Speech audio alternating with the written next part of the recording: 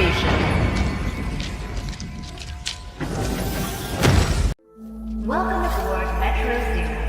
All souls must remain inside the train at all times. The terminal station is Evergarden Station.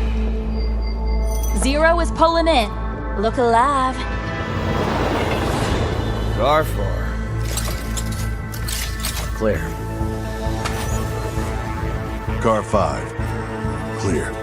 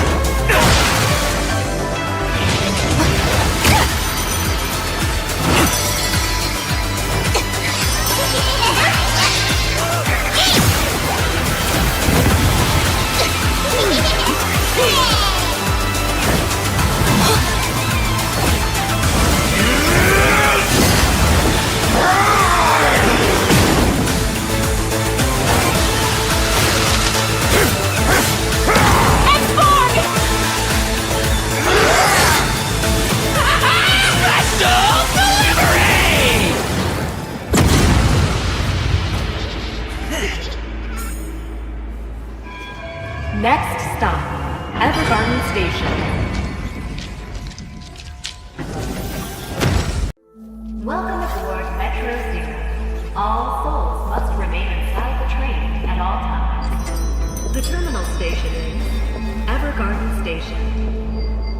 Zero is pulling in. Look alive. Car 4. Clear. Car 5. Clear.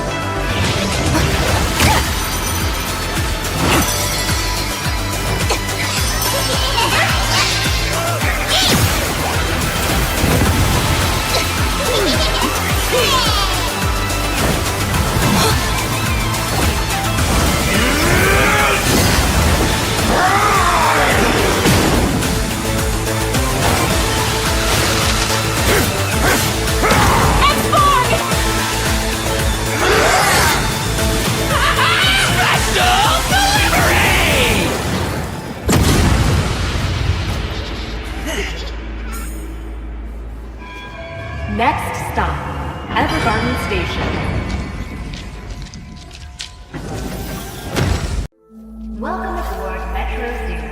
All souls must remain inside the train at all times. The terminal station is Evergarden Station. Zero is pulling in. Look alive. Car 4. Clear. Car 5. Clear.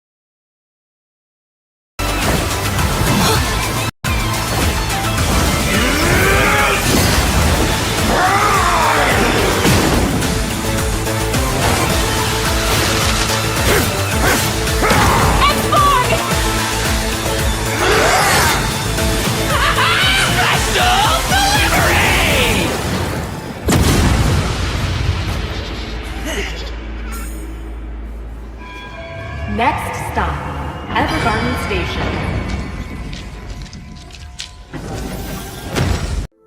Welcome aboard Metro Zero. All souls must remain inside the train at all times. The terminal station is Evergarden Station. Zero is pulling in. Alive. Car 4. Clear. Car 5. Clear.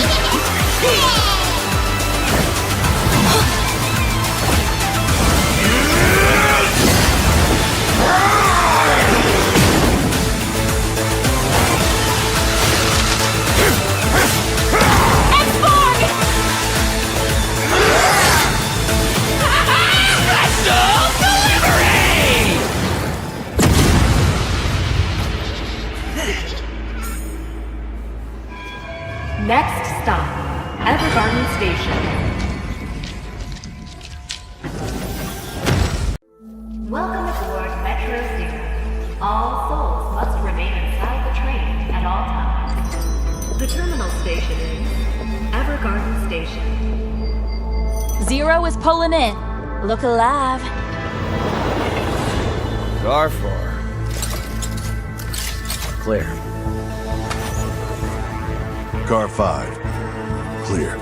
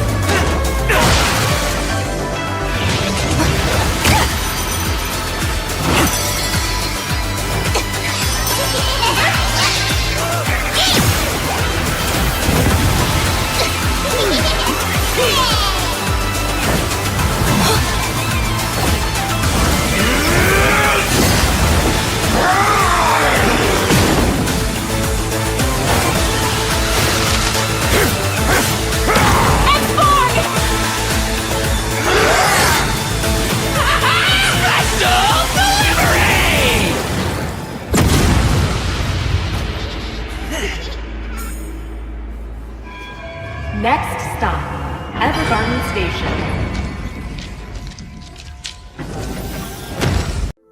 Welcome aboard Metro Zero. All souls must remain inside the train at all times. The terminal station is Evergarden Station. Zero is pulling in. Look alive.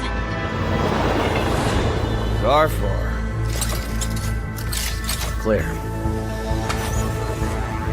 Car 5. Clear.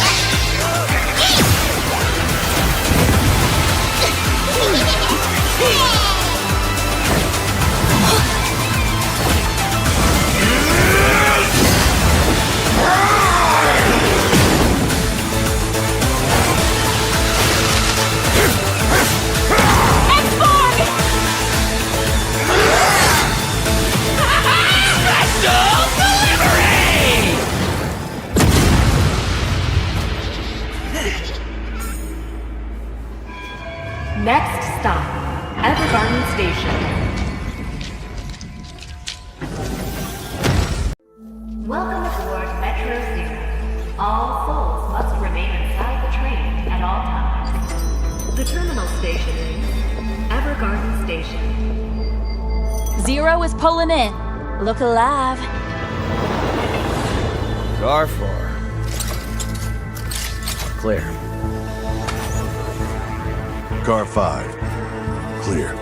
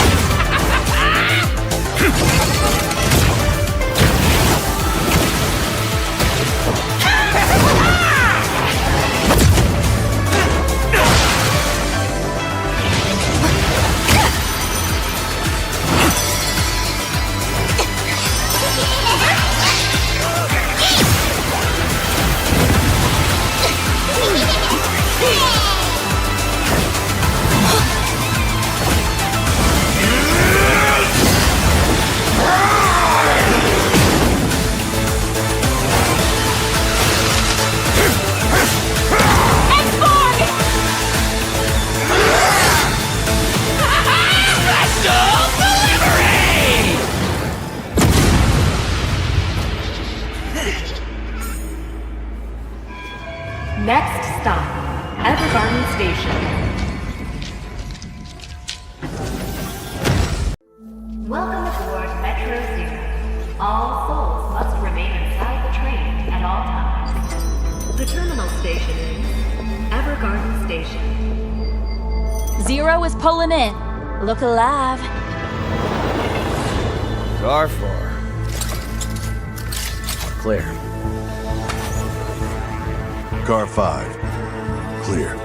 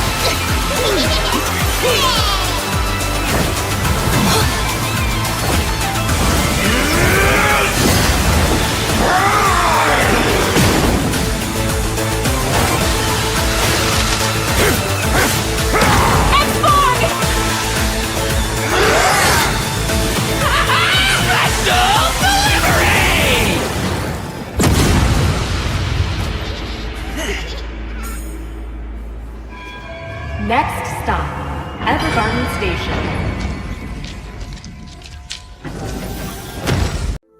Welcome aboard Metro Zero.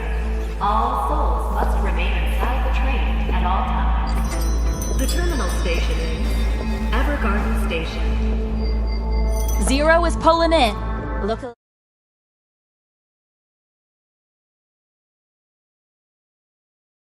Good evening, ladies and gentlemen, and of course, welcome back to the Northeast Underdog Tournament 3.0, or you can call it Nerd Season 3 as well. Of course, we're going to be diving straight back into the round-robin stages after such a thrilling and a full-on-fire game that we had last night between IGN and LCF. We are back in action, and it's going to be day 6 of the round-robin, so we are getting close to the closure of it. And right now, the teams who not have secured the top 3, it's looking quite grim. But one who has it is, of course, IGN, and right now they're going to go against Sacred Shine in this best of 3 series. Sacred Shine obviously have to step up, but IGN still stay strong as the undefeated team. So let's see what's gonna happen. Of course, myself into the casting desk, I am Ray, and I'm joined by this beautiful lady over here, Sarah. We finally got to slot in together, and I'm so happy. So Sarah, welcome. Of course, no, I should be the one saying welcome to myself, but yeah, whatever.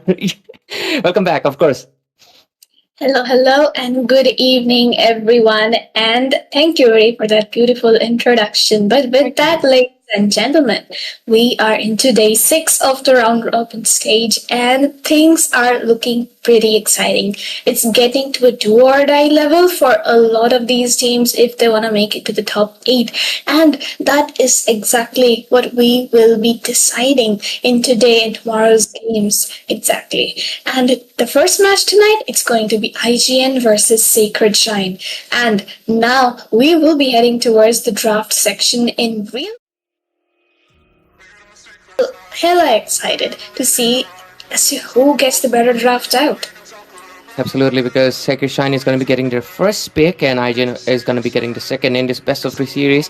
Usually first pick does give them a slight bit of leverage, but it's IGN we're talking about who seem to be in a lot of form. But Payback obviously, Sarah, let's be honest, usually you'd expect the top team to be taking the big, not a big upset, but taking the crown away from another top team. But sometimes it's one of the teams that actually show up and make the big upset. So it's possible that yesterday LCF wasn't able to take the undefeated streak from IGN, but it's very possible Sacred Shrine might just make it happen. We can never underestimate any team because after all, unexpected things happen always in this community and of course in this tournament as well. So let's see, the bans are going to be coming in 1-1, paying the respect to Aaron the Creator. But I do want to know if the side of Sacred Shine is going to be comfortable giving away the Moskov to Aaron the Creator, because yesterday this guy carried basically 2 games all by himself with just a single Moskov, and I think that is something worth respecting too, but they haven't yet. So let's see if they want to pick it up for themselves or IGN will lock it up right been away. itching for a real fight. Exactly so, and honestly, it is very smart bans coming in from the side of Sacred Shine. Just completely take away the Farsa, the 1-1 and the Garukacha so that each of their lanes can be won by the side of Sacred Shine, because those 3 heroes make it really difficult for the enemy to farm around that lane, and instantly giving away any other heroes they pick up on the Lancelot, which is Van's very comfortable hero. So definitely here Sacred Shine has a plan tonight, and that drop should be looking quite favorable for them. IGN though, meanwhile, they definitely have the opportunity to pick up on the Jukshin still now. They still have the CC on board, and that is exactly what they pick up.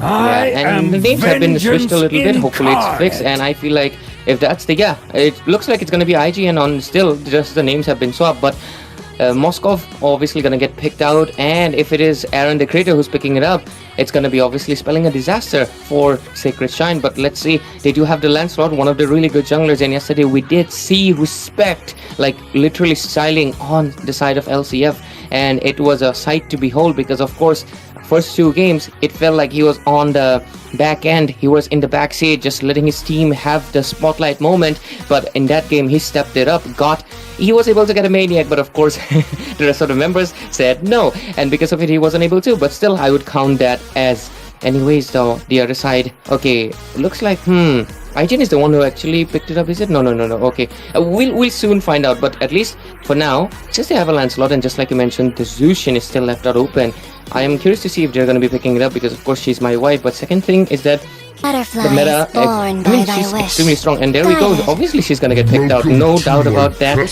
I like that you laugh, smiling. And today, ladies and gentlemen, the Grok has been officially opened in this tournament. It was banned obviously for the first week, but right now it's available to use, and I'm gonna be honest with you, Sarah, it's a hella broken thing. I feel like it's very unbalanced and it's gonna receive some nerf really soon. But hey, I should definitely, since Zushin is picked, I should definitely follow the ritual and bring her here as well. Right now you can see 3 Zushins on the screen.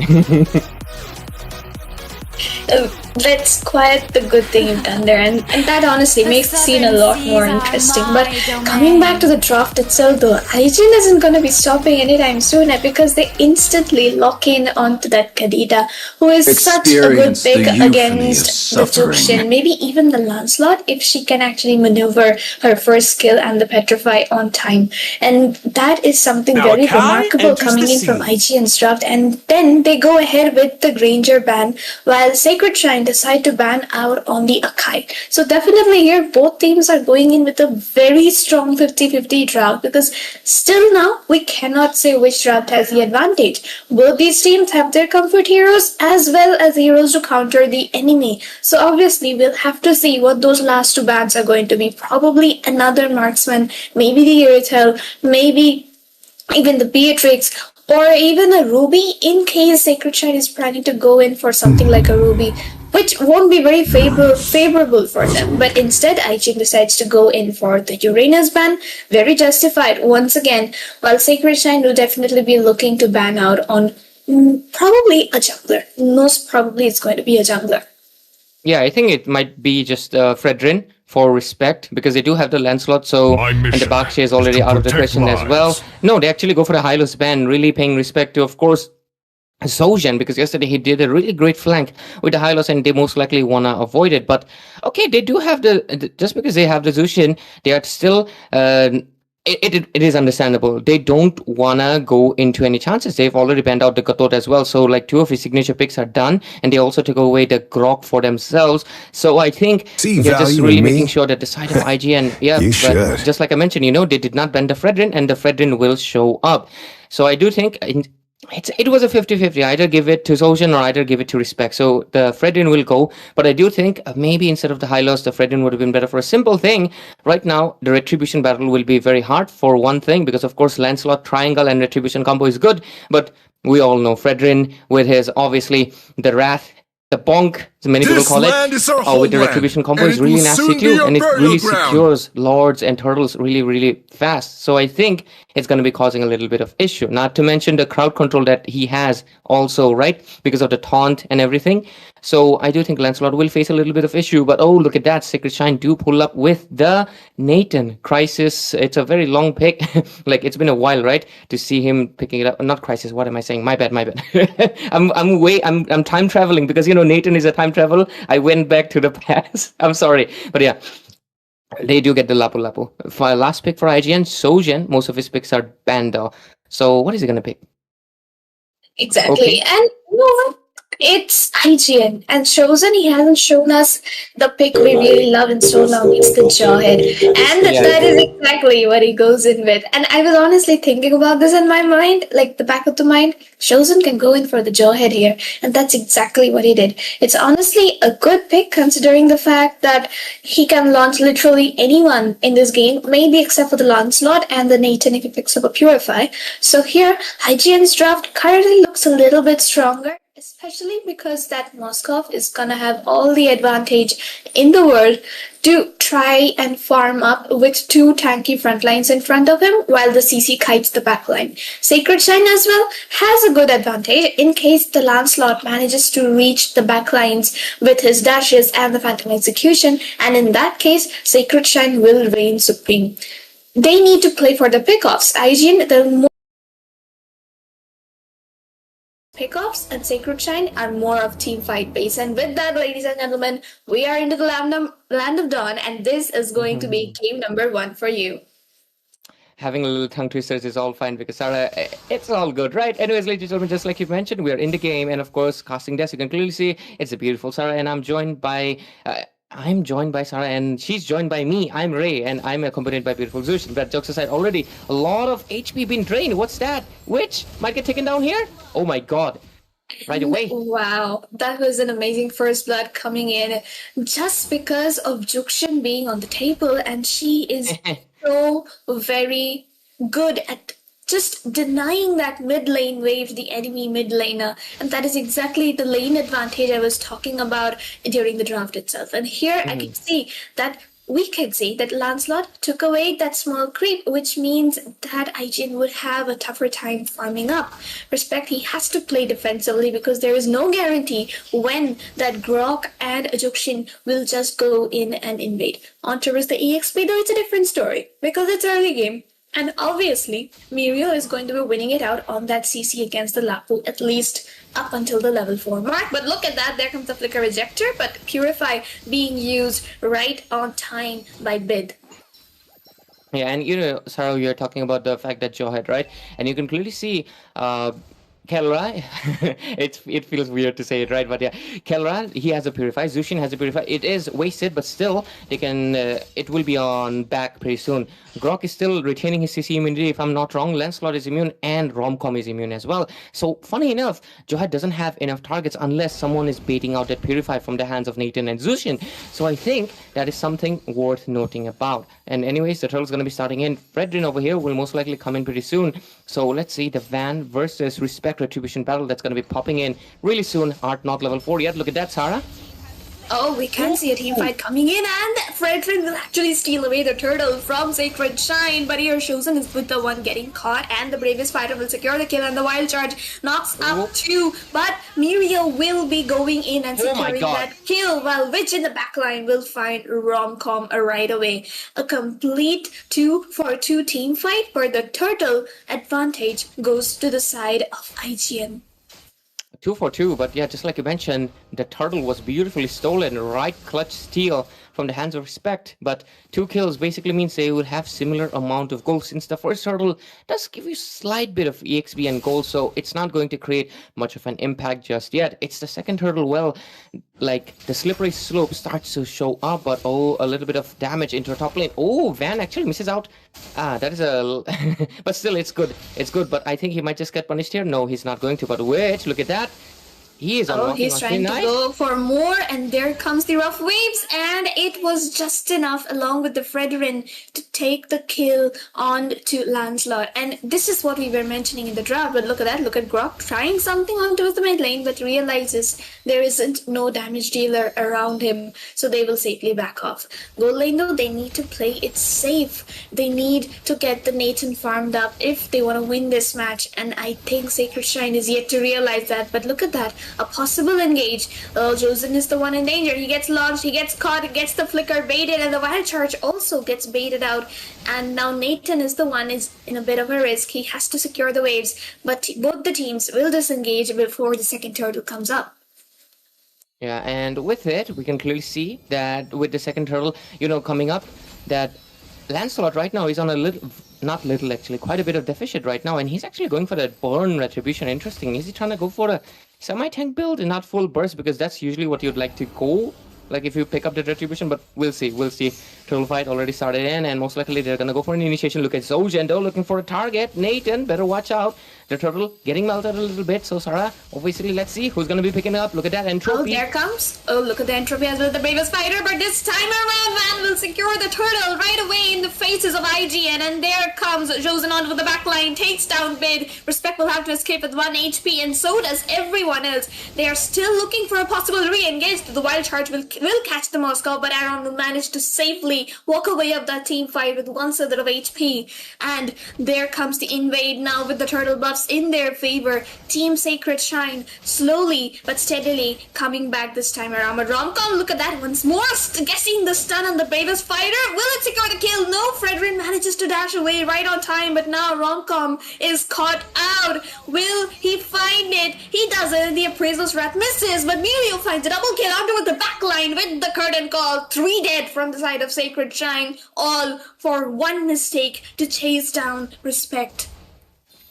And they had to put name on Respect, but I feel like they didn't put Respect into other names, which has to obviously retreat from there. But 3-4-7, and we're seeing a little bit of goal advantage, not much just yet, so Sacred Shrine are not exactly that behind. They do have secured a third into the bottom as well, so Aaron tonight, he's suffering a little bit, not really exactly being able to win out the lane just yet against Kelra, but still, he's a late game, but still, it's all good. Under 6 minutes, we're seeing not much difference built up, so it means that both of these teams do have still a 50-50 chance of either taking the game, and it's not exactly a snowball built up on either hands. But let's look at the KDA. Can we take a look at their builds? I want to see if anybody has their first or second in slot yet. Okay, Moskov gets the first one, as well as Nathan building towards the second though, so Nathan is doing a little bit better compared to Moskov. Obviously the gold lead as well, 500 gold. And at the same time, the Zushin and the Kadita. Kadita gets the first penetration item, while Zushin with the recipe item hasn't gotten the glowing one yet. But once she has it, it will help with the team fights, getting a little bit of anti-heal. But Lancelot, of course, War X. I want to see his second in slot, what's it going to be. But anyways, Turtle is spawning in. Look at that. Most likely an engage coming in. Sojin. He gets the ejector even with the Purify not being timed properly, but the wild charge connects onto 4.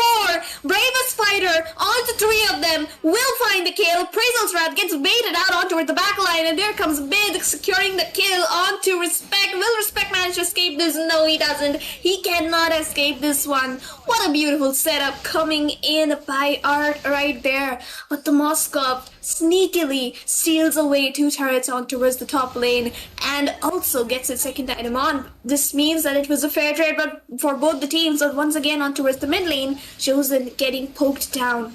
Both the teams will disengage. They realize the risk of taking any more fights.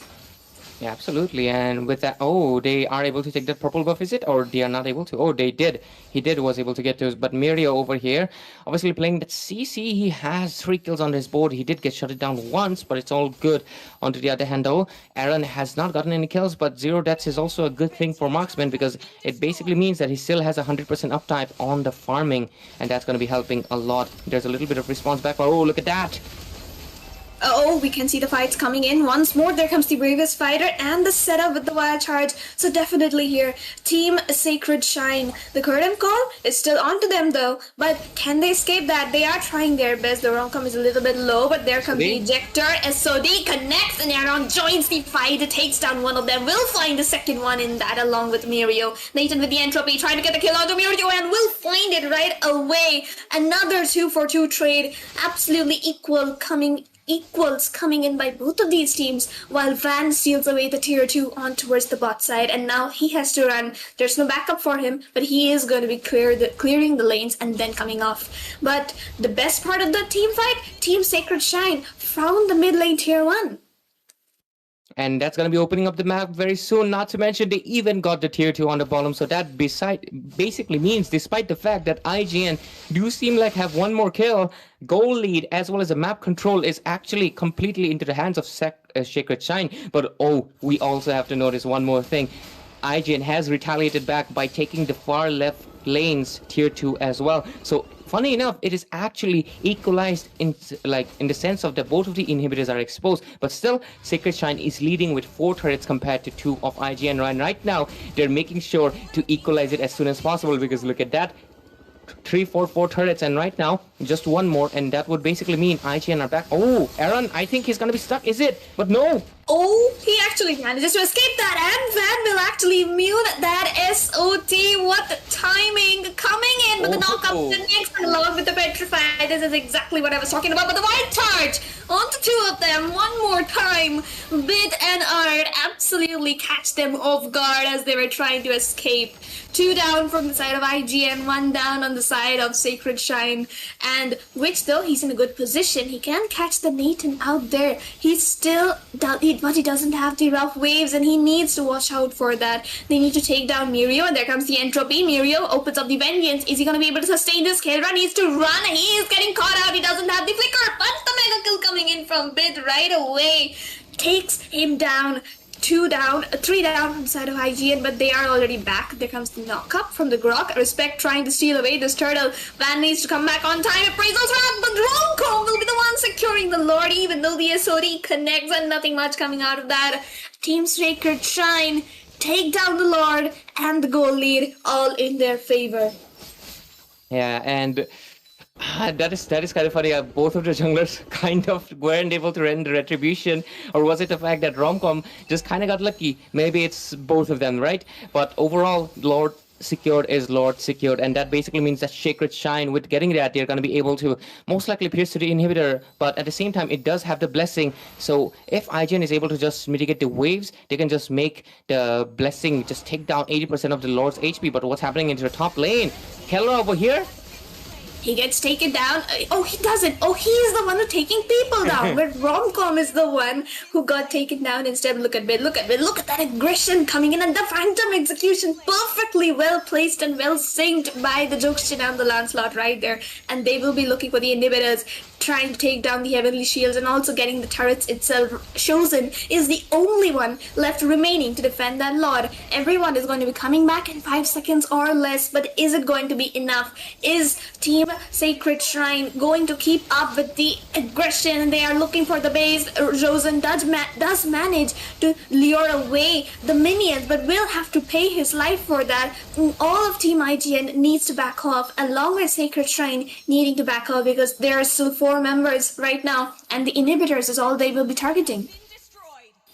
and with 2 inhibitors already down, Sarah, and obviously 17 kills in report, 5 deficit for IGN, the side of Sacred Shine is actually looking extremely strong for game number 1. That is just an insane thing. I'm going to be honest with you, just like I mentioned, maybe yesterday, obviously, two undefeated teams fought it out. IGN was able to win it. And many people might think, oh, IGN is safe right now. There's nobody to contend. But look at that, Sacred Shine tonight. They're pulling up a game that is already showing a lot of dominance in just game one. But of course, it's a best of three series. We still have game two, or maybe even possibly game three, right? So we can't say that yet. But still, Sacred Shine performance into the game number one is just really immaculate. They have really completely shut down Aaron the Creator because he's not really able to create much impact this game around. But of course, he's going to be getting that level 14. Oh, he does get that Malefic gun as well. So maybe in a little bit while they can find an angle to really dish out the damage. I do think it's mainly that Romcom is impacting a lot, as well as the fact that, of course, Kelra has come online and dishing out the damages. But right now, 13 minutes in, and the next lord's going to be popping off pretty soon. Respect needs to find a space to go for attribution. He did not win it out the last time. Maybe he might be able to win it this time around. So let's see. Lapulap over there, providing a little bit of vision, and Respect might just commit to it because look at that. Is that a bad decision? Damage coming in. He misses the dash, but again, the wild charge will connect on the two of them. Vengeance it's not going to save Mirio one more time. This time around, Respect is going to be caught out very low. The Lord is up, but look at Van. He's going for the base right away. He tries to take down the Kadira, but here Respect gets taken down. But Van gets knocked up right on time by Josen. So that was a fair trade, I would say. But two members down on the side of IGN, no proper front line remaining, only the Kadita and the Moskov who has gone back to the base, which trying to take down the minions as fast as possible. Chosen will get knocked up and the bravest fighter zoning Kadita away. The base goes down. Team IGN take the loss. They unfortunately didn't make it. The plan didn't work, and Team Sacred Shrine will take the victory in their hands.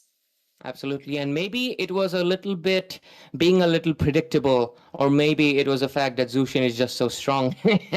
But jokes aside, I do think Art's Grok had a lot of impact, and I feel like this is going to be banned out in the second game because, of course, I do think IGN was maybe thinking they might handle it or maybe pick it up for themselves, but the side of course, Sacred Shrine picked it up, and this Grok is just gonna be honest with you, Sarah, it's so really broken. It's nasty, the damage, the crowd control.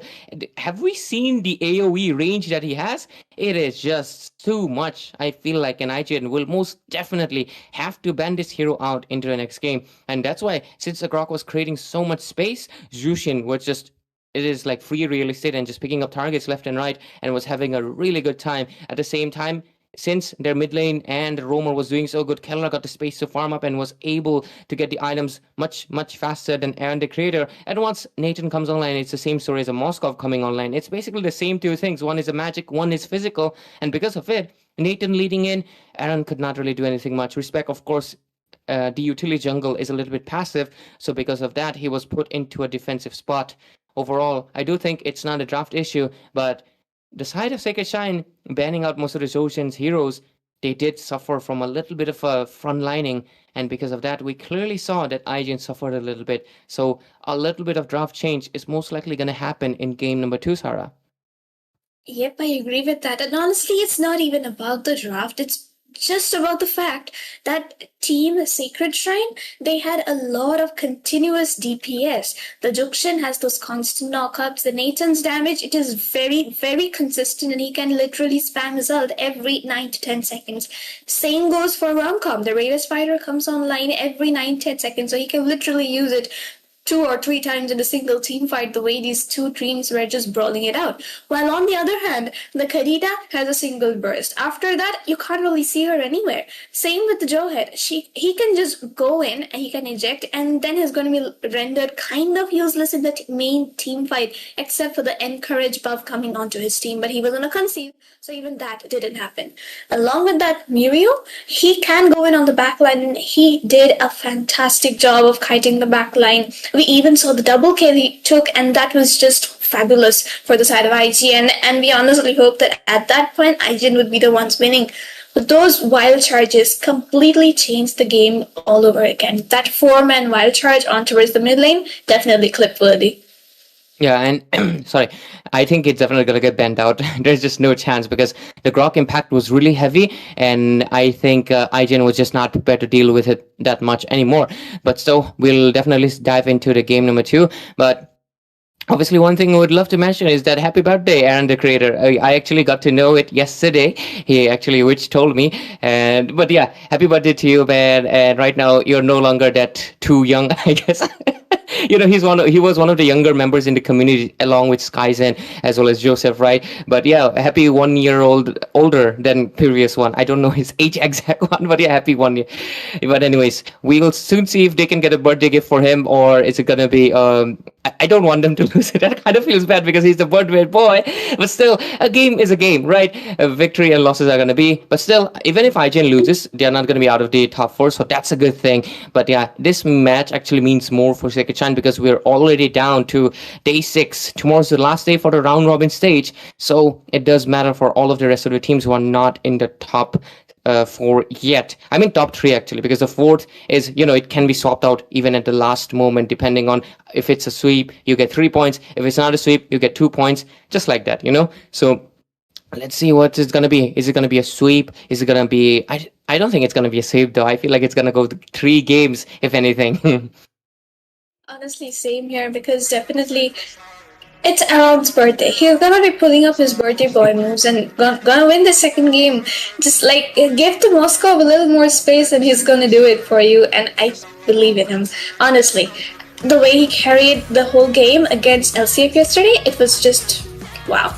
So definitely it can happen today one more time. But Sacred Shrine as well, they have stepped up so much as compared to their previous performances. So definitely we have to give them some compliments as well as to for reaching this stage in the first place and for that because I beautiful saved match my in the first nation game. from falling apart. Yeah, absolutely. And I agree with you, Sarah. The Sacred Shrine today I do think the Grok was making impact, but the rest of the members did as well. I mean, Zushin, come on, be honest. You're right. Jokes aside though, I do think the ban of actually focusing on Sojin, I was doubting a little bit, but it actually worked out really wonders. And I think if they follow through with it, yeah, there we go. The Grok will be banned out. It's not going to be seen. If we even see a game number 3, it's not going to be seeing the light of the day anymore. What's the use of the Grok being unbanned from the tournament when he's just going to get banned out by all the teams? That's the fate. Payback. Worse than being obviously being a nerfed hero, because at least when you're nerfed, people will pick you up eventually, but when you're kind of overpowered, yeah, boom, you're gone. You're gonna be staying there in the ban list, waiting to play another game again. But yeah, that's gonna be the point. Again, Sekishan is gonna be following through with the same Farsa 1-1 ban, most likely gonna be taking out a jungler in the process as well, most likely. Let's see what IGN is going to be planning to do. So they ban out the Kalia. One fish is gone. Let's see which, if anybody is going to be picking up the other fish lady. Sacred Shine, last ban coming in. Sarah, what do you think? Is it going to be a jungler? I think it might be a Lancelot. It could be a Lancelot, or it could be the God of Kacha once again, because honestly, that's what we saw in the first match. Just those 3 standard bans coming in from the side of Sacred Shrine, while IGN being the ones to ban out the Brock this time, like you mentioned. But we got the call. It is going to be the Lancelot getting banned out, which means that this time around IGN definitely has the advantage of picking up on the God of Kacha, but instead they prioritized the CC, completely ignoring the fact that the God of Kacha was open. I think that's mainly because the CC can actually counter the God of Kacha pretty easily, whether in lane or during the major team fights. Yeah, HP based damage, and that's one of the reasons she's mainly prioritized. And IGN looks like Mido does have, yesterday he played tanky fighters, and today I feel like he's in a mood for the Yo-Yo lady, right? Circus lady too, because she does do circus. But yeah, overall, Sacred Shine is gonna be coming up with the Badang pick. We're gonna be going for those engages. I would really prefer, they go with the Zushin again, and I have to follow the ritual, of course. Whenever Zushin is on the screen, I have to summon her beside me, even though she's already here. But yeah, let's see IGN, what are they going to be responding back, because again the Zushin is here. They can pick up a fish lady, but it did not work last game. What's it going to be this time? But it does mean last game, does it, just because it didn't work in the last doesn't mean it won't work this time as well. So maybe they can pick up the fish lady, because after all she is a good counter for the Badang due to the CC immunity. She can easily escape it out. Other than that, what other options do they have, honestly? they still do have the Selena, which can make it work. That definitely works out in this draft. But I think they will be prioritizing the CC and the Gacha combo and might give Aaron his Moscow right away. But no, it's going to be respect on that Hayabusa. Good draft coming right there. But against the Batango, I think the Hayabusa is still a little bit risky. But Van with the Fanny. There is finally going to be a Fanny which we can witness. You know the thing, I really love the fact that Respect, obviously last game, the utility jungle, it was a little bit, did not work out the best, right? That's what I tell you. And of course, one of his signature picks is of course the Hayabusa, and that's why he's committing to it. But at the same time, I'm actually surprised that he wanted to pull it up a little bit early, but still it's good. Maybe, of course, Seki-chan would have banned it out in the later phase. Not to mention the Hayabusa is a solid counter for the Zushin, because of course he can't pick up something that's not on the map. He basically goes invisible and just go pew pew pew on your body and just takes you out with his Yogi Shadow kill. But at the same time, there's a Fanny, which is obviously in this meta, she's a really controversial pick because first of all, with the nerfs and everything, with how heroes are, Gatot, Taunt, and the CC, obviously, it's going to be really hard to maneuver around if she gets caught. She's basically good as dead and will get taken down really fast because she's really squishy as well. Not to mention, she is prone to invasion, and if her purple buff is gone, obviously the impact is going to be reduced by 50%, and she'll just be becoming a weaker version of Zilong because, yeah, that's what basically she's going to be. So that is something that Seki-Shine will obviously have to keep in mind, and I think rest of the last two picks will definitely cement if they're able to make the Fanny work or not, because the Fanny is heavily reliant on the teammates right now. Her job is obviously just come in and sweep and clean the place, get the kills, but let's see if the other members can make it happen. On the other hand, though, just like you were discussing, the Selena was also obviously in Seki-Shine's mind, and they banned it out. So what else are they going to be happening? Valentina is not going to be a good option. They only have the Fish Lady. What else? I don't think a Louis would be applicable, though. Honestly, against the Jukshin Badang Fanny, I would personally never recommend a Louis. It's traumatizing. But then again, it being IGN and it being Witch, they can honestly make anything work at this point. But for the side of Sacred Shrine, though, they do need a goal laner. They can definitely pick up on the Nathan again. He is a pretty good hero. They have banned out the Moskov, so that's one risk averted for the Fanny. But what exactly are they going to prioritize at their first pick? And, well, yes, it is going to be the Nathan once again. He definitely has the burst potential which Team Sacred Shrine needs. On for the side of IGN, though, which marksman are they going to be prioritizing? Is it going to be a Claude? Is it going to be maybe a Ruby in the role lane?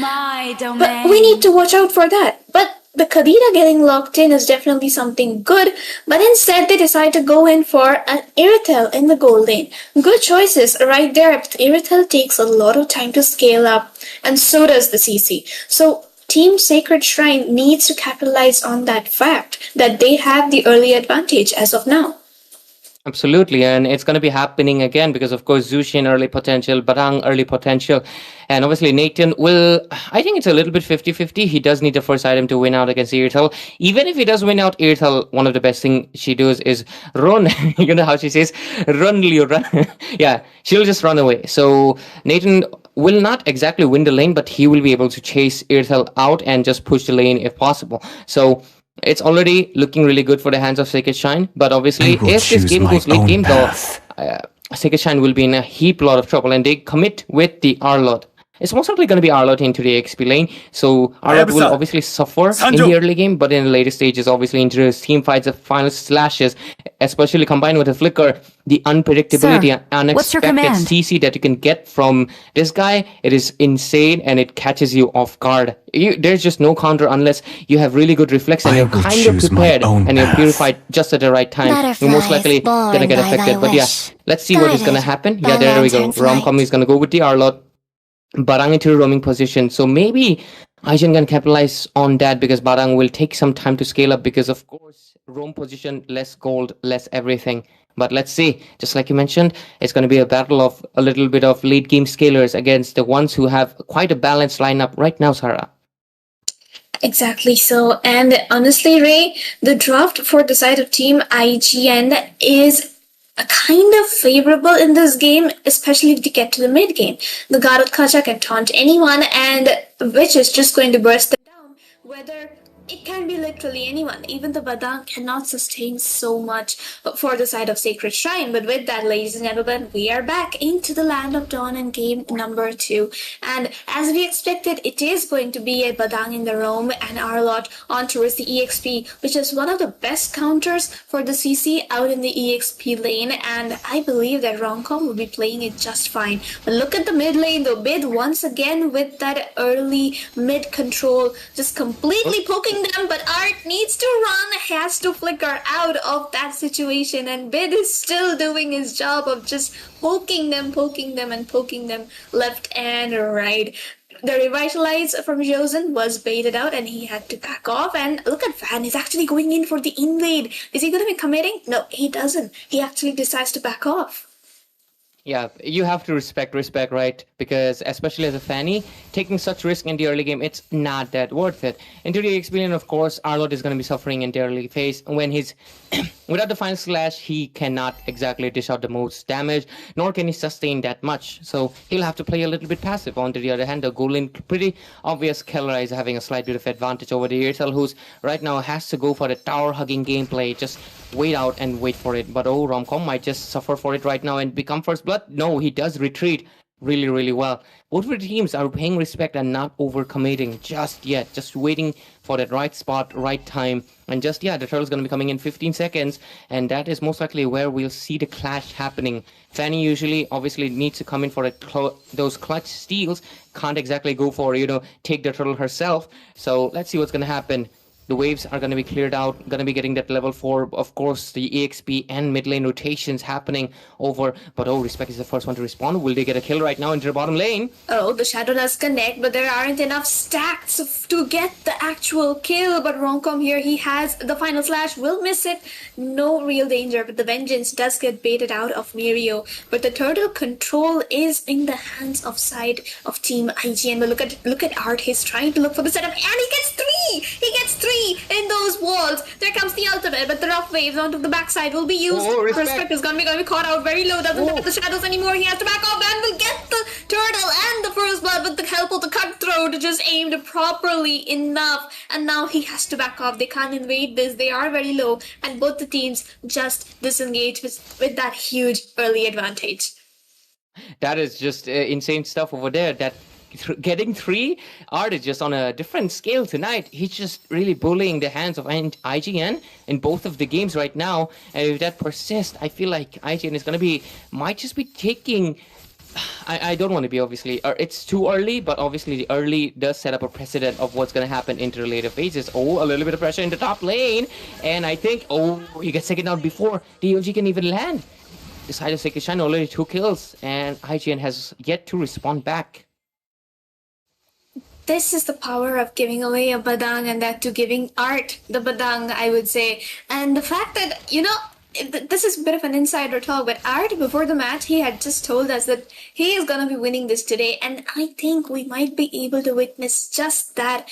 Is it going to be a 2-0? We hope it isn't a 2-0, because we do want to see 3 games. We do want to give Aaron, the birthday boy, his first win against Sacred Shrine, and maybe a reverse sweep as well. But look at the map situation right now. Another Shadow connecting onto Bit, but then again, they aren't getting the stats. Art is just kiting them so far away, but look at Josen. He's going to be caught out so very far away, gets knocked up, has to use up the revitalize, but on towards the top side, Van is a bit low. He has to recall this. This isn't very favorable, considering the fact that the side of Team Sacred Shrine needs to use that early advantage, and they made Shozen use up that AOG so early, even if he had 3/4 of his HP bar. Right, and what's happening though? Right there? Oh my god, Witch might just get taken down over here. Oh, look at the knockup. It was very, very accurate. Does get the first kill, but no, Romcom will get the chase down, and he manages to find a kill. Another member of IGN taken down. Van has to run, gets the taunt, but he gets taken down. But what a perfect taunt coming in by Josen right there. This is why you do not give away the God of Kaja to Josen. Like, if I can glaze Arts Badang, I can also glaze Josen's God of Kaja, and that is exactly what is happening in this game. But now, there comes the goal lane pressure. Mirio, he has to provide the backup to Iritel, which he needs. They need to get Iritel the farm, which he needs to just one-shot everybody. But both the teams here, they're playing it so defensively. And they have to because they're... Oh, Khadija again. The burst. Romgo gets taken down over here. And look at that, AOG as well, and the entropy will be used to back up, and this is exactly what we were mentioning. Look at the burst coming in, but the knock onto Van, he has to run away, he cannot stay here, but Art with the wall does get the damage, but he will be bursted down right away. Team IGN slowly but surely coming right back into this match. Van over here just trying to make a little bit of trade by taking away the orange buff, but I think... Oh, Respect is not trying to do the same just yet, so a resource lost, but still they have kind of gained the upper hand, but the goal lead will remain the same. The kill, obviously one deficient, not going to be mattering that much, but just like you mentioned, IGN is responding back 6 minutes into the game, and it's looking good for both of the sides, because of course, Sacred Shrine have not completely lost the momentum, but at the same time, IGN is making the comeback, and Sogen getting pressured. Can he get out of there? He cannot. So, this is... again, a bit of a mistake coming in, because the more farm you give to the Nathan, the worse it will be for the side of Team IGN. And that is simply not happening right now. But look at Respect. He tried to connect the shadow, but it didn't exactly work out. But now, the side of Team Sacred Shrine, they need to take down that Iritel if they want to shut down her farm uptime, like you mentioned in the previous game. But then again, Team IGN seems to realize that and read into the rotation. And, oh, but look at that, Arts Wall does connect, and the final slash as well. The perfect chain CC coming in from the side of Team Sacred Shrine. Now they're trying to melt down Josen as well. The knockups and the revitalizers are just getting baited out every now and then. But Van's blue! Is he going to be getting it? No, he doesn't. It's Khadija who gets that buff, and Van will easily be taken down by Hayabusa under the tier 2 tower. Yeah, absolutely. But Sacred Shrine is just bullying Sojan right now and just punishing the fact that he just got the Gotot Gacha. That is really, really sad. But what's gonna happen anyways? But bottom lane, they do take the third, but Kelra, he better watch out, because look at that, Mirio trying to eye him.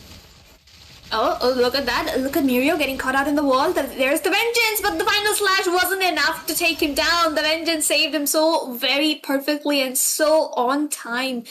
And even the fact that Sacred Shrine is committing so much on towards the goal lane is giving Respect the advantage of trying to get the neutral objectives on towards the bottom side. But look at Van trying to get the retribution, and he will secure it.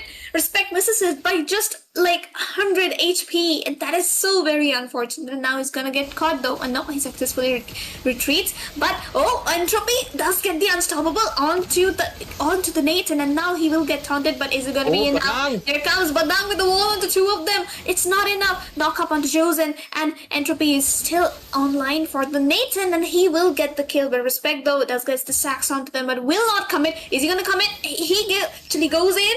Oh my goodness, the flicker play coming in from Romcon, but that final slash will take down Respect's life. And this time around, Sacred Shrine have once again been able to turn this around and try and take the goal lead in their favor.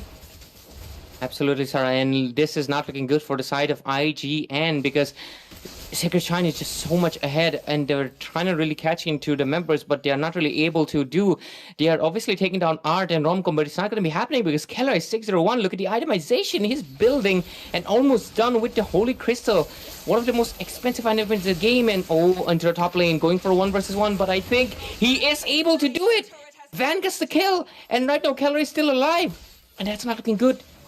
He does have the Berserker's Fury though, so he is kind of online, but the fact that the Van is just pressuring him so much, they're not able to do anything. And the turrets are falling left and right. What can they do? But look at the Respect. Oh, he does manage to get the damage on the Kendra, but will get stunned and gets taken down. Just the burst from the Nathan is enough to make IGN scared, to make IGN be on the back foot as of now. But look at that, the flicker engage comes in and the rough waves get baited out so very easily. Ark will try to go in for the flicker play right here, but he decides to back off because Sojin will use the AOG defensively to try and protect that turret, and they successfully managed to do it. But all four members of IGN are clubbed together. This should be heaven for that EXP and that Badang, as they both have immense setup potential, but instead they just try to go in for the Lord. And with it, Sacred Shine unexpectedly might just make a clean sweep happen at the state of like this. But because what's happening, they are just really dominating IGN tonight, and with the Lord secured, and tier 2s are already falling down, because look at that, the bottom one, it's basically non-existent, surviving with 1 HP.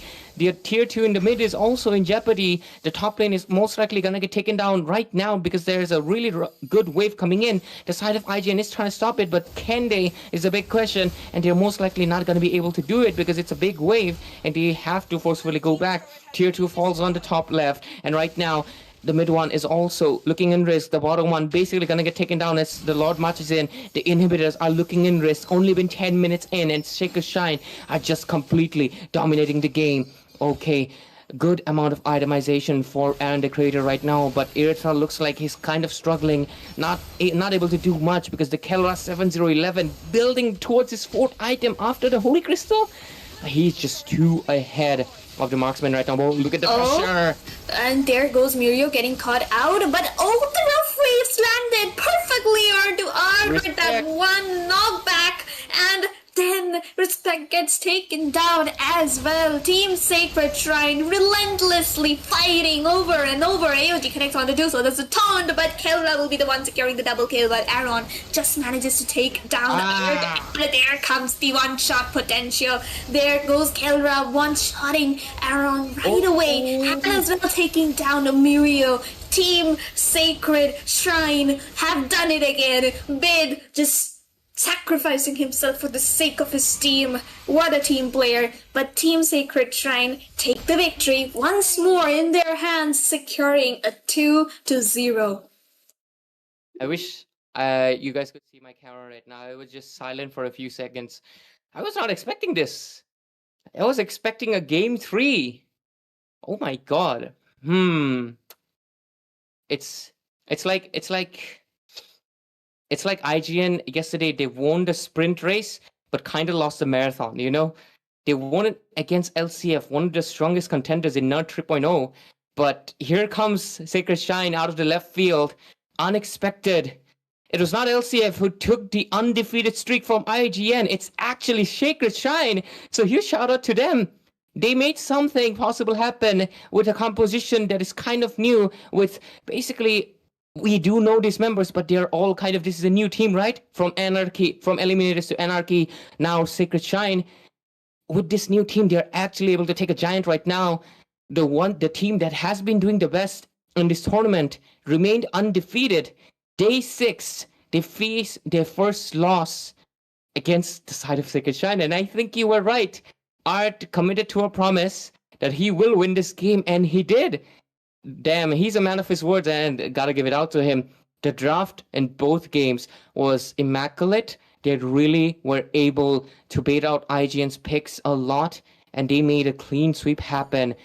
It's something that really unexpected. I'm not saying I was thinking that IGN will definitely win and continue their streak. It's more of the fact that I was honestly thinking at least we're going to be seeing a game 3, you know? But right now, Sacred Shine just went in for the clean sweep. That basically means they just got 3-pointers. And right now, the other teams are looking in a little bit of a risk right now, Zara. And I'm going to be honest with you, it's Zushin Impact. My wife too strong. They should have respected it and should have banned it out.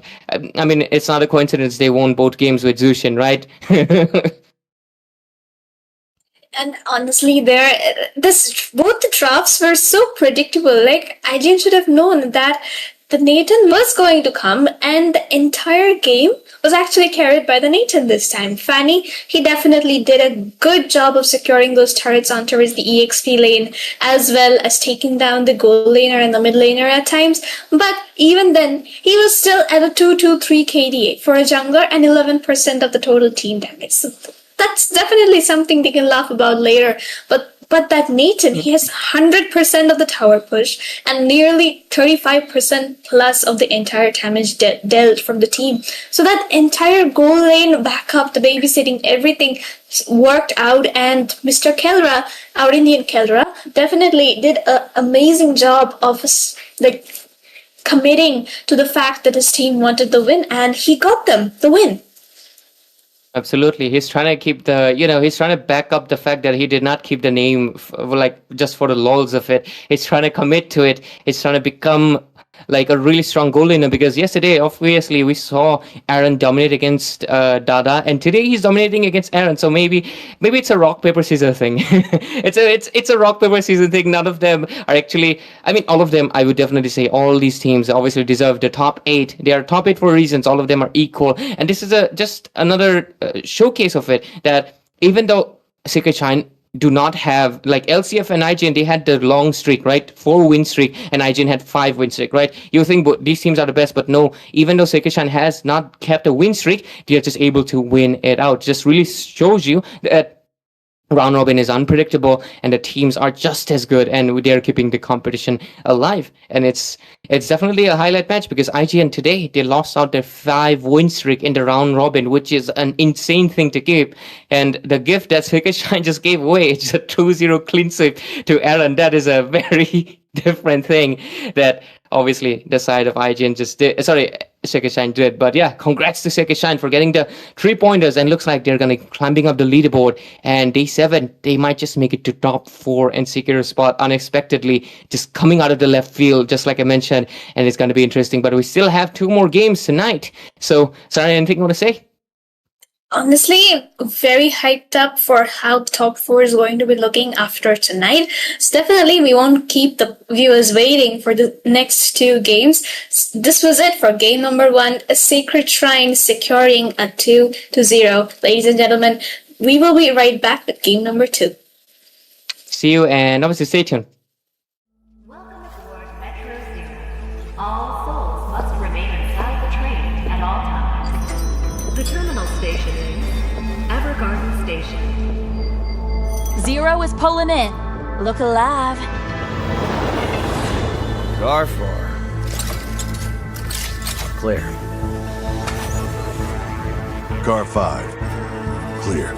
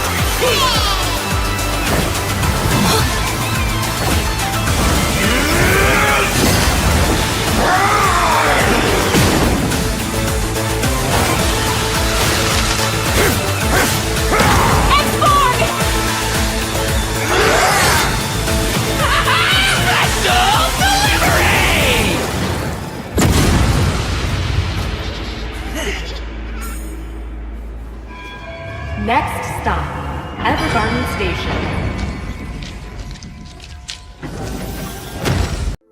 Welcome aboard Metro Zero. All souls must remain inside the train at all times. The terminal Zero is pulling in. Look alive. Car 4. Clear. Car 5. Clear.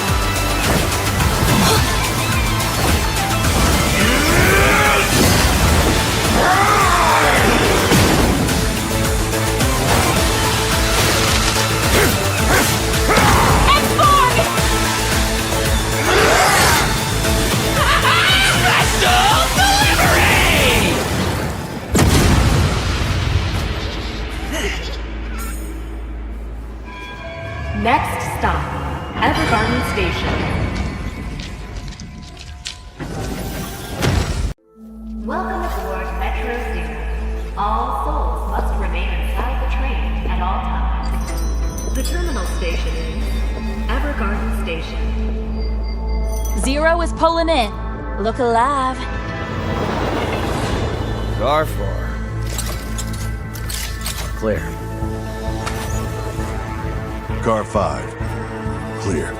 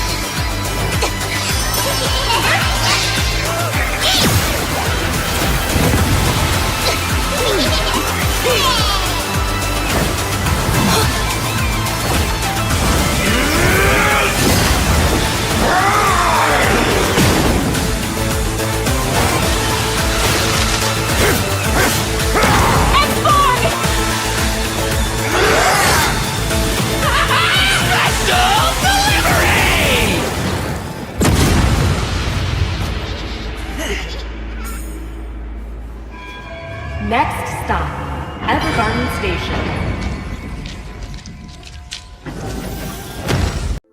Welcome aboard Metro Zero. All souls must remain inside the train at all times. The terminal station station is Evergarden Station. 0 is pulling in. Look alive. Car 4. Clear.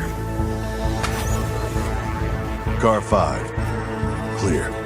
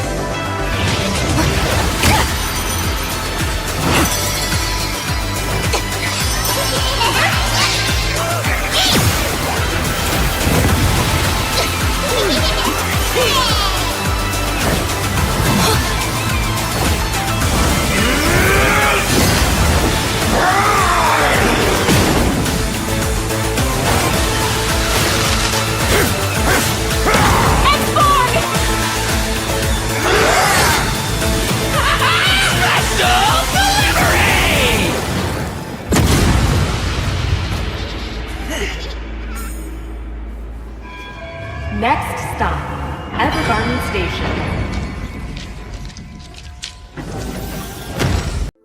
Welcome aboard Metro Zero. All souls must remain inside the train at all times. The terminal station is Evergarden Station. 0 is pulling in. Look alive. Car 4. Clear. Car 5. Clear.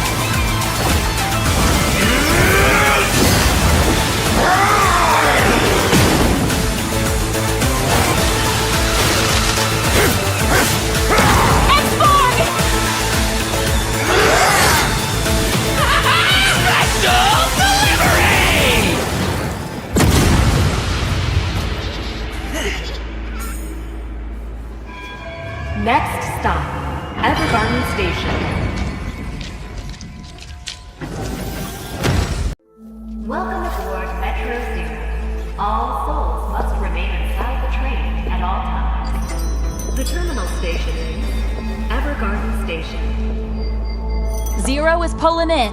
Look alive. Car 4. Clear. Car 5. Clear.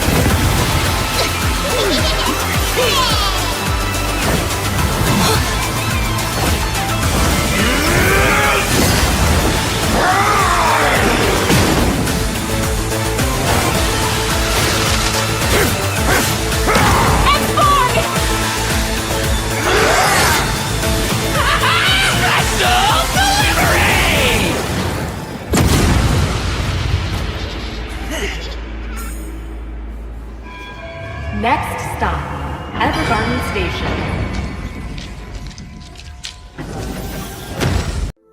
Welcome aboard Metro Zero. All souls must remain inside the train at all times. The terminal station is Evergarden Station. Zero is pulling in. Look alive. Car 4. Clear. Car 5. Clear.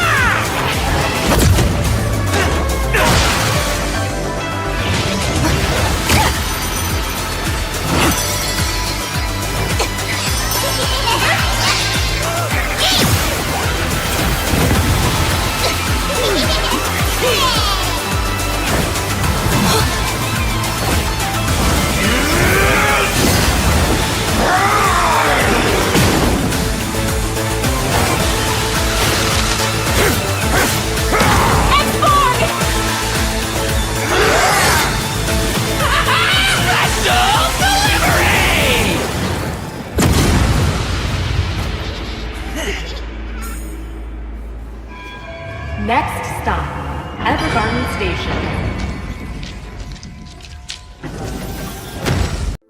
Welcome aboard Metro Zero. All souls must remain inside the train at all times. The terminal station is Evergarden Station.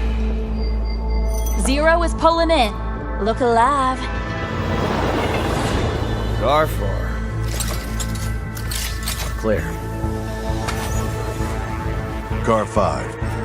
Clear.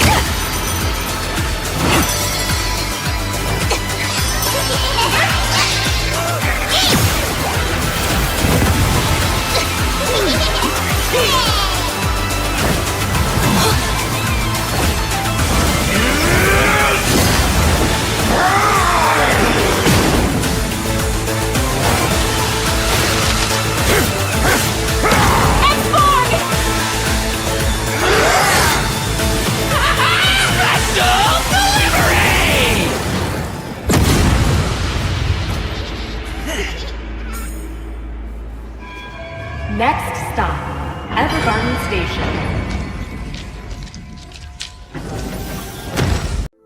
Welcome aboard Metro Zero. All souls must remain inside the train at all times. The terminal station is Evergarden Station. Zero is pulling in. Look alive. Car 4. Clear. Car 5. Clear.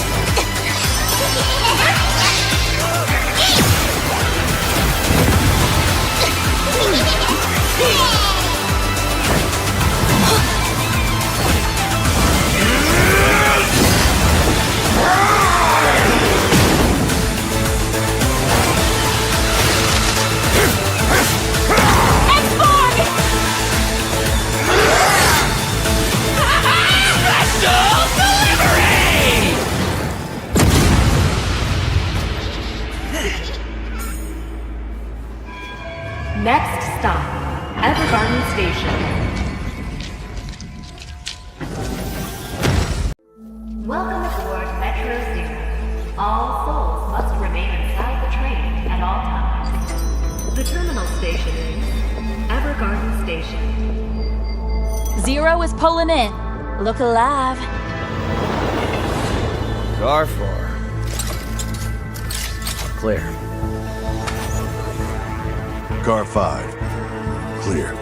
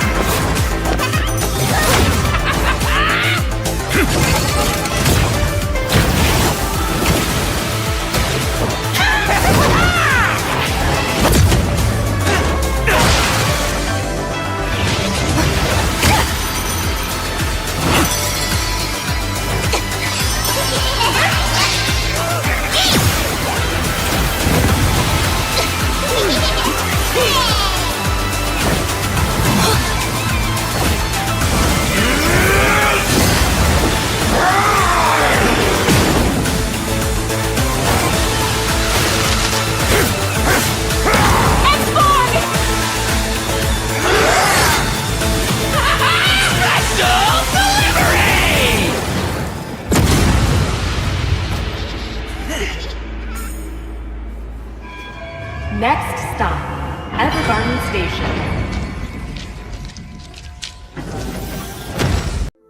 Welcome aboard Metro Zero. All souls must remain inside the train at all times. The terminal station is Evergarden Station. Zero is pulling in. Look alive. Car 4. Clear. Car 5. Clear.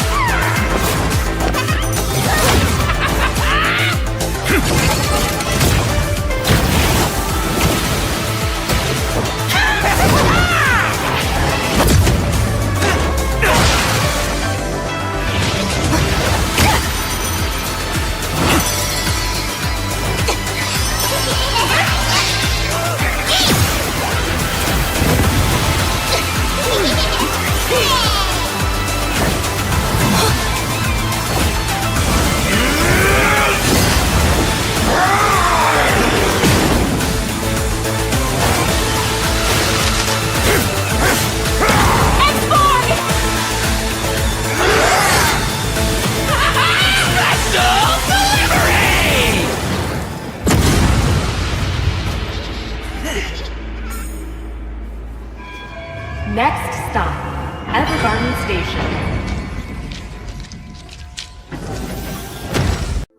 Welcome aboard Metro Zero.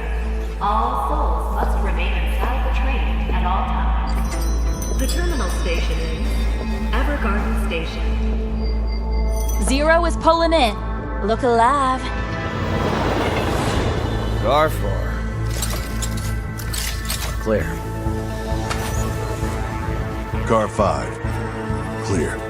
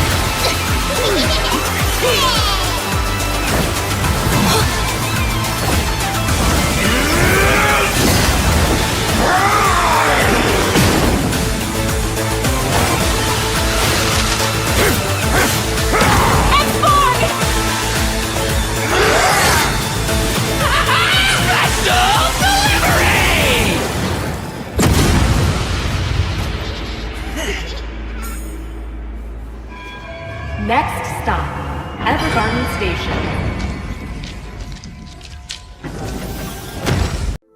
Welcome aboard Metro Zero.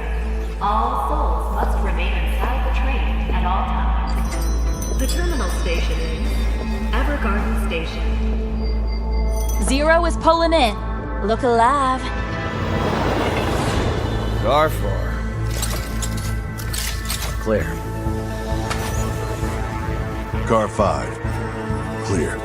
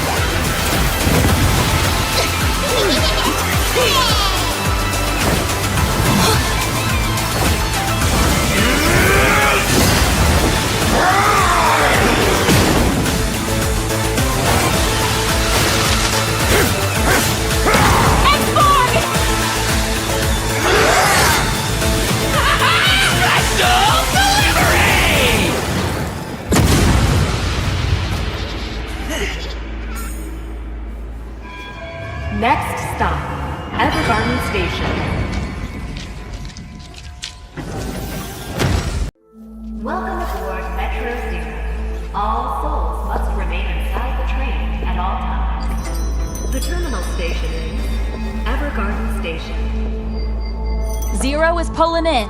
Look alive. Car 4. Clear. Car 5. Clear.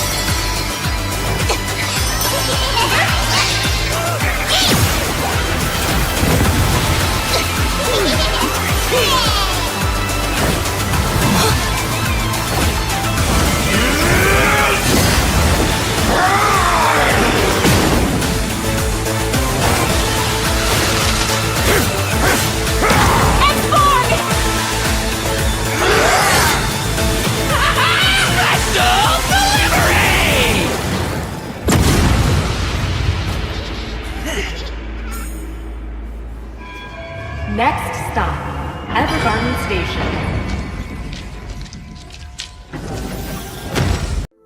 Welcome aboard Metro Zero.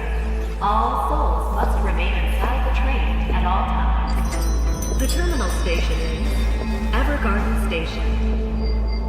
Zero is pulling in. Look alive. Car 4. Clear. Car 5. Clear.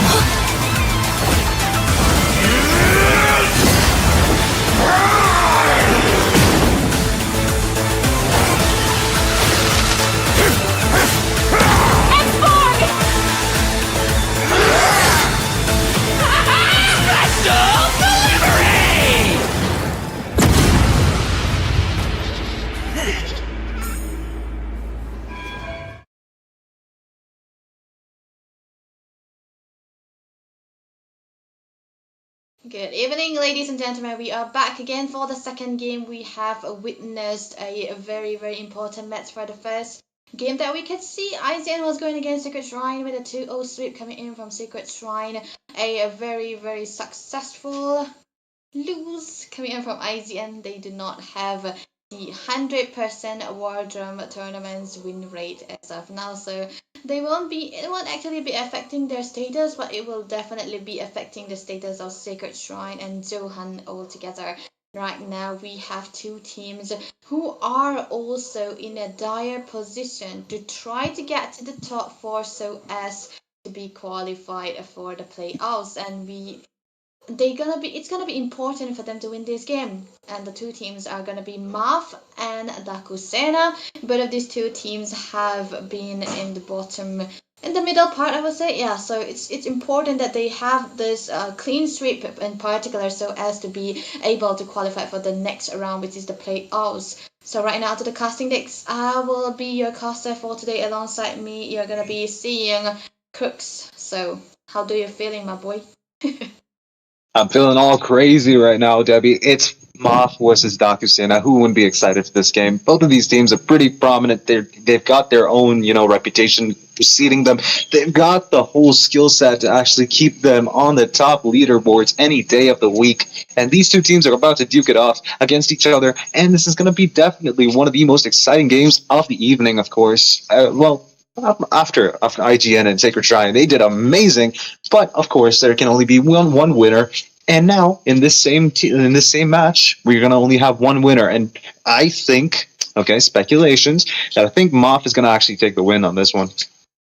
Ooh, you're leaning towards MAAF. Very understandable, because MAAF has been the rising champs for so long now, almost a month. They have been able to make way to their names and make their names shine too in various tournaments. So I feel like this is where they're gonna be, stamping that they were here. But Daku Sena also, they have been on the rise quite a lot, but they did have a shackles on their part yesterday. They are the one playing against a Sacred Shrine, which was very, very dramatic, given the fact that the jungler for the side of Daku Sena as well as the roamer for Sacred Shrine have something between them, and them going against each other was a very, very dramatic to say the least. And I don't think that Lemon was absolutely ready for that kind of stampede coming through from the Sacred Shrine. So right now, this is actually their redemption arc. This is their place. This is their important game where they can finally try to make their name in this tournament, because it's a very dire for them to win at least one game so as to try to qualify against in this tournament in the playoffs. So it's kind of very tricky, because there's a lot of teams on top of them, and they already have a lot of points. Like for example, like IZN, LCF, and even I think even Secret Shrine now, with the sweep that they had against IZN, will be coming out way to the top. So it's going to be important that they must try to beat this, but it's actually very hard for Daku Sena to do that. But there are so many options to go for. It's either a sweep or they might not even have a chance to qualify for the playoffs. So yeah, like mentioned already, maybe Daku Sena might eventually try to bring their A game here. But MAAF also, they are very, very Not a team to be slept on. Yeah. Now we're back into the draft, Debbie. Both of these teams, they're going to actually put all of their IQ, all of their 200 IQ into putting all of the heroes in the places that they belong in. I'll be very honest with you, I'd be surprised to actually see a utility-based jungler, but even with the rise of, damage-type junglers, the assassin meta, now the utility junglers still provide a lot of value, I'll be very honest with you. If I see a utility jungler from any of these teams, I will go flipping haywire. Make some noise for yours truly! I mean, it's understandable, but you would love to hear this. Actually, Daku Sena and MAAF are the ones that love to go for the southern seas are my domain. They call me a hero because I saved my nation from falling apart. But the bans are in Daku Sena onto the first pick and MAAF onto the second pick. We can see the Kalea, the Uranus, and of course the Yishin Sin ban over the Korean boy will not be appearing on this draft in this game so far. But MAAF, they always have to ban away these particular heroes. The CC CC because they do not really want to give it away, even though the CC hasn't been having the best win rate into the hands of IZN2 or the previous days as well. See, it's so much of a priority that you do not really want to give it away when you don't have the first pick. So what do you reckon Daku Sena gonna pick here? Hey, I see something fishy right now. Two heroes that belong in the sea are now in the banning, ban section, and now the last ban is going to be an Irithel. Keeping the Granger open is a good possibility for both teams right now, but Daku Sena got the first pick. The Irithel's not there anymore. The only threat per se is going to be 1-1. If you've got a hard counter to that, maybe a hard crowd control, or maybe a soft counter like Belleric, you'd probably be able to deal with a 1-1. However, the first pick now on Daku Sena's side, they go for the Lancelot like you predicted. It's going to be an assassin jungler, not going to be a utility-based jungler. CRUX need no protection from the rain. If it's facing for the team as well, and look at that, MAAF directly locking onto the Baxia because they sold the Lancelot already. They do have the chance to pick up the Hayabusa too, but the Hayabusa might eventually be too early. They could go for the Farsa, but when you see a Lancelot, you are going to be skeptical about going for the Farsa. Maybe the 1-1 could have been a better choice here into the hands of BYG too, because you could literally go for that and just try to save out the jungle for the very, very late picks, which can also work. But most of the time you want to prioritize the mid lane first. Maybe the Lucy is still out there for grabs. Fun is all that matters. It's definitely tricky here against the Lancelot, but okay. Safe choice for MAAF. PYZ gonna be playing that.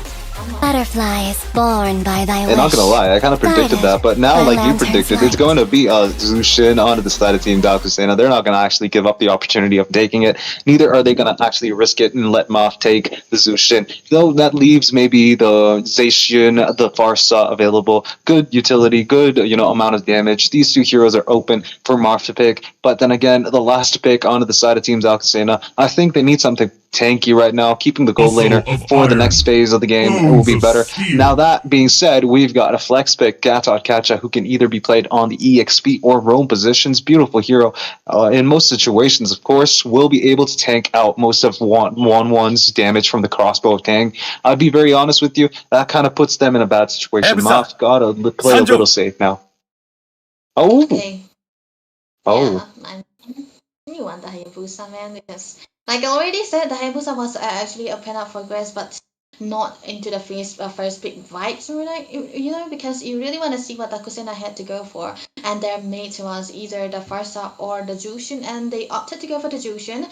But I would prefer the Farsa here, because the Farsa against the 1-1, it's very, very good. So Daku Sena here, they are actually playing with fire. They already revealed their mates, which give a leeway for MAAF to go for the Hayabusa, so they directly went for it. So your prayers are answered. We are going to be seeing assassins versus assassins, but the Natan ban coming through from the side of MAAF. The Natan, man, onto the hands of Kelra. Fate was able to get a clean sweep against IZN in that first game that we had witnessed. So this is actually a very, very good ban coming through, because of course we really want to narrow down the choices to trick the marksman's coming through, but very different ban coming in from the side of Sena. The Faramis, they are banning out the Faramis. Do they want a glue into the XP? Well, I mean, if they put the glue on their team, that's going to only leave Vixana open. And I'm going to be honest with you, once Vixana gets onto the battlefield, then glue is not going to stand one single chance. Faramis, though, I think it's more like using the ultimate, the cult altar, to actually keep the team alive, making sure, the Lancelot, the Zushin can't really keep them on their toes at all, actually. The Baxia is, again, a hero that can be played on the EXP lane in very, very minimalistic cases. You don't want to actually put him there, but he does work somehow. Well, especially with the rotation with this first skill, he's able to rotate around the map after clearing the lane, maybe. Or if he even does it slowly, it's still going to actually allow him to rotate into any team fight that occurs near his lane. But again, the other ban from the side of Team MAAF is going to be Moskov, along with a Nathan, like you mentioned. I think they're actually cutting down the options on the gold lane, especially with the roam, the mage, and the jungler keep opened up, the EXP and the gold lane. You don't really want to put the Lapu Lapu open, but you'd rather keep the 1-1 safe, give him all the resources that you can, and make sure it's a snowball from there. Yeah, this is what they want to do here.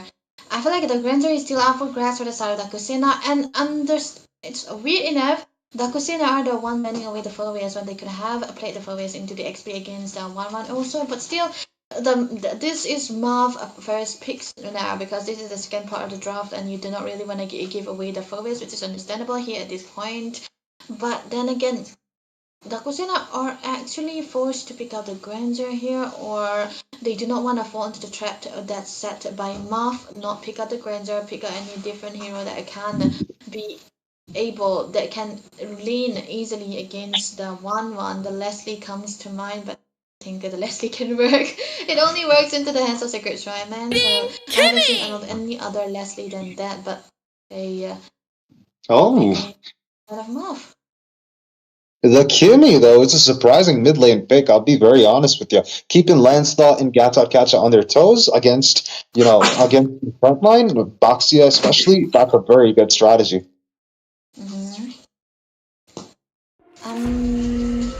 They want a winning mid lane, which is very understandable because your jungle is an assassin and you want to rotate more and give your space to your jungler better than anyone could, because winning mid lane is what you really want to go for in this kind of meta. If you lose your mid lane, it's not the best choice. It's not a very good game coming for both of this side. So this is what MAAF are trying to cook up for eventually. You are facing a cluster! This up because they do have the juicy right. Okay, as predicted, the blue will be coming into play, but just very late ODS because they are the one actually banning away the Paramis.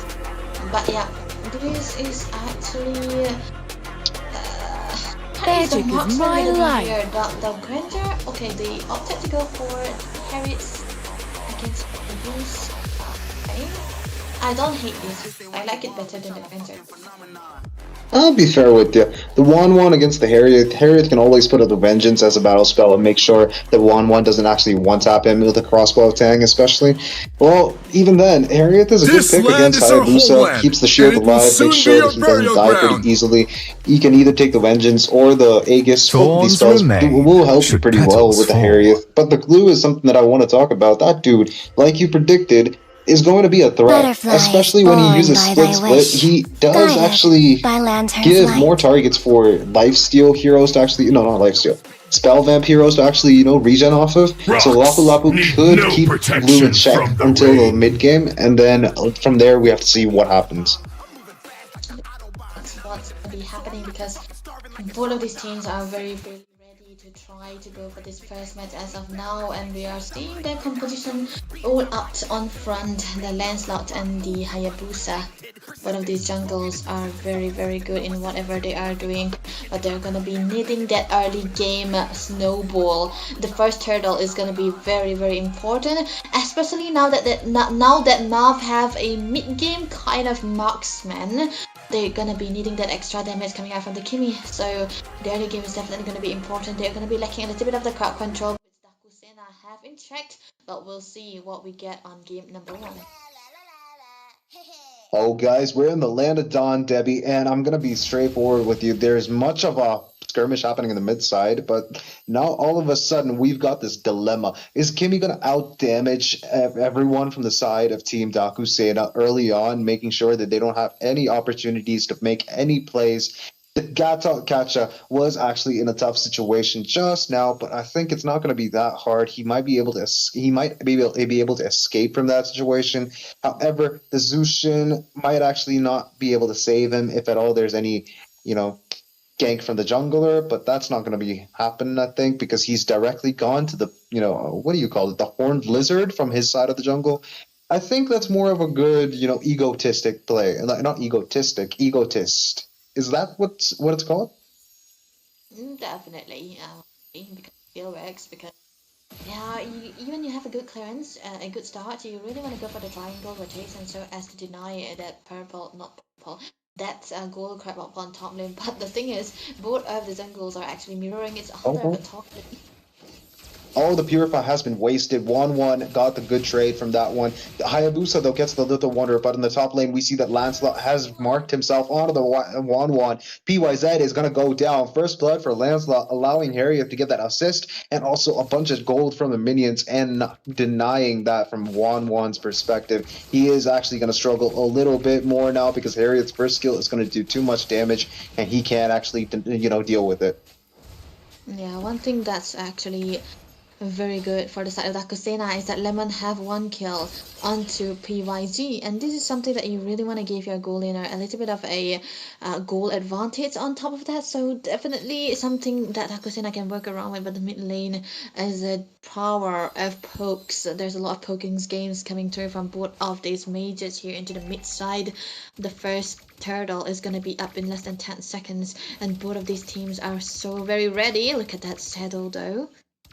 Hayabusa, using the quad shadow, does not actually decide to engage on it because, of course, he needs to make sure his ultimate, the Ogi shadow kill, is going to be ready for the turtle fight. And though now he can use the... Okay, wait. I think there's a team fight. Lapu Lapu escaping in the nick of time. Glue does not attach himself, but he does attach himself on him now. Lancelot, though, gets the steal on the turtle, gets the retribution time right. He has to escape, but look at that. Glue attached onto Lapu Lapu. Oh, Lancelot was taken out. Hayabusa, a split second think, and he was able to actually get behind the back lines, get the kill on Lemon. That was important. That was absolutely important, especially with the snowball that he could have possibly had. But in the mid lane, nobody's there. Boxia is trying to engage. He gets onto the rolling stage. He is now the Rolls Royce of Moba Legends. Does not take that much damage, but he does take a lot of damage from the tower. Lapu Lapu engaging with the ultimate. He does receive a lot of healing. Holy crap. That was a very beautiful trade, but in the mid lane, Lancelot gets the kill on Madara.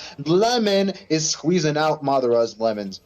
I shouldn't have said that, but that's a joke, everyone. We see the Lancelot doing a lot for his team. Glue decides to recall back to the base, especially after Hayabusa, 29 Godspeed, played his Godspeed, okay, a Killua reference from Hunter x Hunter. He uses Godspeed to actually take him down to low HP, allowing Lapu Lapu to clear the lane, cut it out, and take his rotation more seriously. Yeah, that's definitely a little bit of a cutback coming here from Lemon there too. But yeah, 2 kills already into his hands, which is actually definitely going to be good for a Lancelot. But Godspeed here, he hasn't been falling down yet, so that's going to be giving him a little bit of an advantage on top of that. But yeah, this is definitely going to be a slower paces of a game than we can think of. Top lane rotation out there. Johnny Valentine being caught in between 3 people, and that was a rock and a hard place. I'm going to be honest with you. 29 Godspeeds, Ogi Shadow Kill was able to actually do enough damage to lower him down, allowing his team to get 1 more kill on the goal lane.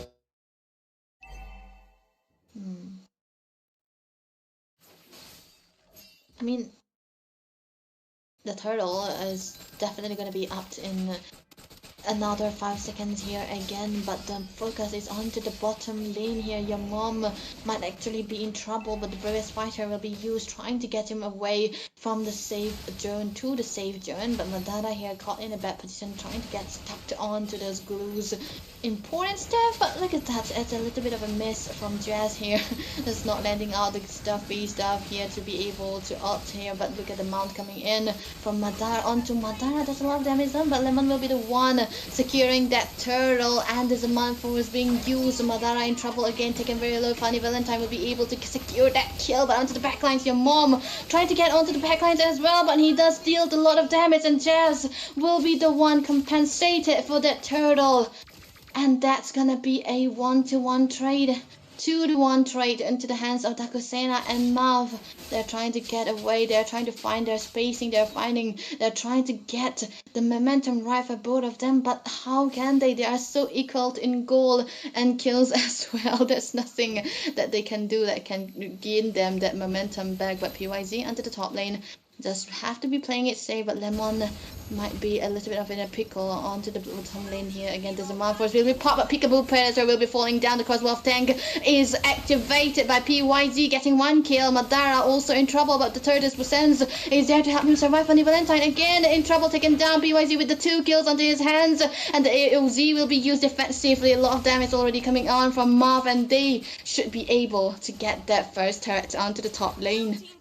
That was absolutely beautiful, Debbie. I'm going to be honest with you. With how Lemon was able to rotate from the bot lane, especially after taking a bunch of punishment from Kimmy and everyone and helped in the top lane, but not be there on time. That was kind of sad to say, but they got a lot of kills. MAAF have the advantage. They've got the snowball running. They've got the advantage of over 1,000 gold. Nothing too much, nothing too flashy, but they do have advantages in terms of having the area controlled on the map. Glue is trying to actually get some positioning ready, but Haitatsu is doing way more.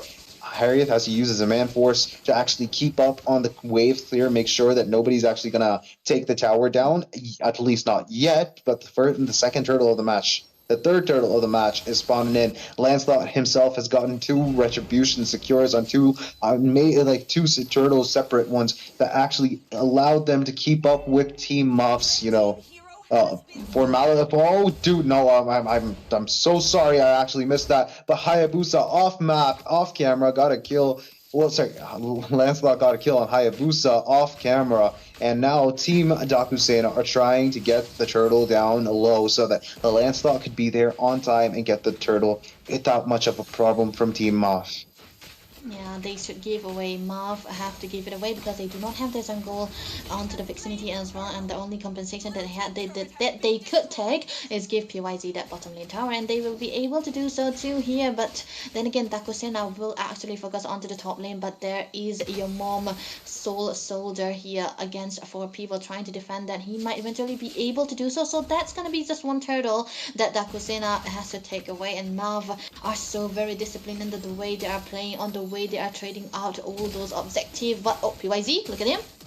Oh, PYZ in trouble, will be able to escape the... Oh, no, not PYZ, though. PYZ now is in trouble. Funny Valentine gets the kill, but I'm going to be very straightforward with you. Jazz was a little too low for comfort. He was able to, stay alive from that whole ordeal, was able to tank up all the damage from PYZ, and is now safely back in the base. But that's not going to be much of a problem for Team Daku Sena. They are only losing in on HP, not, their life.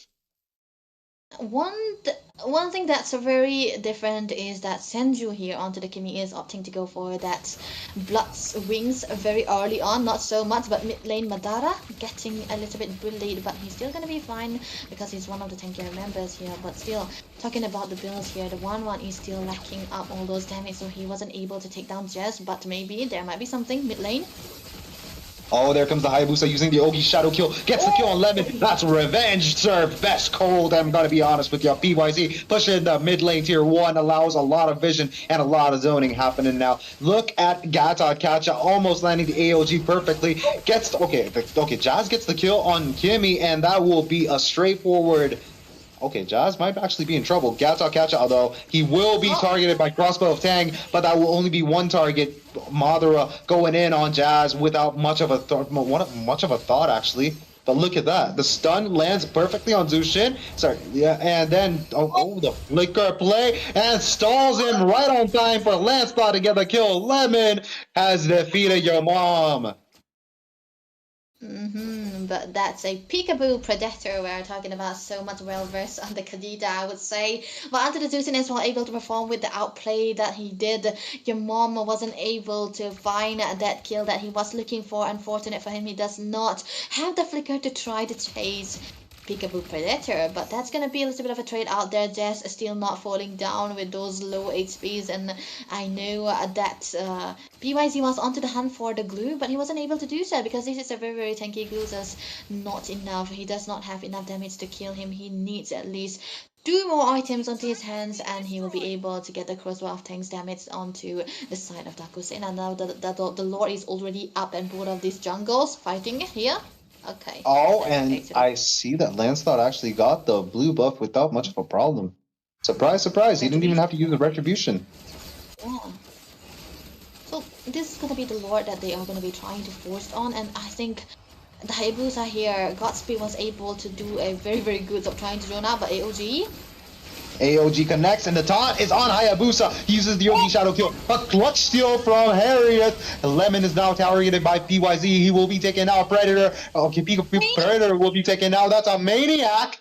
Holy crap, the only one alive is Funny Valentine. The gold laner is now chasing after the other gold laner. Now there's going to be pressure in the mid lane because that's no Savage, but they will take vengeance for that absolute humiliation from actually not getting the Savage. PYZ, though, he's doing so much for his team. He's absolutely going bonkers on the 1-1. Sidestep upon sidestep, defeating Haitatsu, Jazz, Peekaboo Predator, and Lemon without any shred of mercy. Beautiful play from the side of Team MAAF. Yeah, beautiful, beautiful play. They lose the Lord, but they got the Maniac, and it was so perfectly on point because PYZ was able to secure that Malefic gun, which gave a lot of range, but AOG connects on to PYZ. PYZ will be taken out by Lancelot, who will use the Phantom Execution. Look at that, though. Kimmy will get the kill on Haitatsu, but Jazz is not going to actually let that slide. Yo Mom is going to be taken out. Peekaboo Predator will be taking out Kimmy, and there goes Glue attaching himself and making sure another kill will be secured. Madara, the last of the kills of the side of Team MAAF. That team Daku Sena will be taken for tonight. Who would have thought that Daku Sena would be trying to force that fight, trying to save that one little turret so well? That was actually good, but a little bit of a miscalculation coming out from Senju as well. He was so ready to get that kill that he was, diving into the turret, and I think he takes the turret shots more than the damage coming out from the side of Daku Sena here. So a little bit of a stumble coming in from the side of MAAF, and this is gonna be used for their own beneficial for the side of Daku Sena, and they will be able to secure that bottom lane tower and this radar. But your mom trying to look something here. He does, and the traction pulse connects perfectly. But look at Jazz, he's attached himself. He's doing the damage on your mom. Well, okay, AOG used defensively. Your mom is taken out. Peekaboo Predator gets to kill, but PYZ is on a roll. He's going to get the kill on Jazz. PYZ, though, he will get punished swiftly for that. Lancelot trying to escape from that whole situation. He will be able to escape. Lemon is not going to be treated lightly. He will have an escape route planned way beforehand. But Ogi Shadow Kill securing the kill on Peekaboo. That was a surprise attack, actually. He's like, Peekaboo to the Peekaboo Predator. Yesterday we could see that it was actually the Hayabusa suffering against Peekaboo Predator, but this time around the Hayabusa will be able to get that. But okay, it's a mighty build onto the hands of Mr. Lemon here, going for the brute force that made him actually survive a lot of times against the Ogi Shadow kills. And yeah, 4 items onto the hands of 1-1 already. PYZ is able to get that much of a damage, but one thing is that Funny Valentine, he got the Holy Crystal on top of the Divine Glaive as well, so this guy is gonna be hitting quite a lot, and there's no way that they're gonna be taking all those free fights on the side of MAAF, because there's a lot of damage already into the hands of the Harris, and he will be able to burst down your mom on this Lapu Lapu with that much of damage and penetration he already built out. So this is gonna be a game of traits. This is gonna be a game of macros, because both of these teams are so ready on their damage, and the Lord will be onto the focus, the treasure that they wanna take, because whoever gets this Lord will be having that advantage. Oh, definitely will, but look at Lemon. He's trying to engage, use his puncture to actually disengage from that whole situation.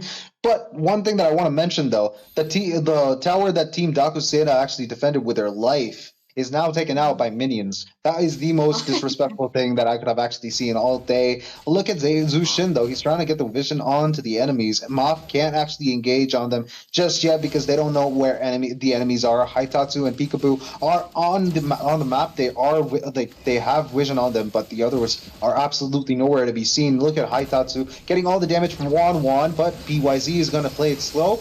All the AOG is used defensively, trying to escape, but Hayabusa has predicted that. And okay, he decides to go back. Oh, there we go. We get the crossbow tang. Then Shinzu gets the kill on Jazz. Glue is now down. That means one person down. One Lord is a must. Heavy farming for PYZ already. So that's one member down for the side of Daku Sena. It's the most important member, I would say, in this tournament, in this match so far, because they are... Oh, what? Funny Valentine taken down right there, but there's a dive. Oh, there's another dive, but I'm going to be very honest with you. Hayabusa, without the ultimate, he's not going to engage on Zushin just yet. Madara is almost on him. Lancelot using the second skill to actually evade Madara, but then again, he still gets stunned. But when you actually get stunned by Boxio when he's rolling and not jumping, you only get stunned for 0.5 seconds. But look at that, Jazz engaging on. He connects and he will. Okay, but Hayabusa on the backside is trying to actually get a kill, but does not get anything. Yo Mom is low on HP, but so is Glue. He will be forced to go back behind the enemy lines, and then again, Lemon is going to get the kill. Okay, he does not get the kill. Lemon will get killed though. Peekaboo will get the kill on Madara, though I'm going to be honest with you. This is looking very bad for the side of Team Daku. Sena MAAF is at the advantage. PYZ staying alive for the moment. He does not. But instead, they just directly go for the base. I don't think... Okay, Yo Mom gets killed. But then again... Wait, why are they not attacking the base? Hayabusa, the Ogi Shadow kills inside the enemy fountain. The Nexus is down. Team MAAF get the first win. MAAF with that unforgiving team fight that they did. This is what the presence of a 1-1 can do to you, and this is what they are having as of now. A perfect performance coming in from both of these teams, but then again, like you always say, only one has to rise, and this time around it's gonna be MAAF with this kind of lineup with a Boxer Kimi 1-1. And of course, we had to mention your mom's Lapu Lapu, and then again the Hayabusa. This is a very, very high kill pressure. This is a team who wants to go for those forced errors, because just because they have a PYZ into this 1-1, they were able to fight most of the time. And when he was able to activate that crossbow of tank, that's clear.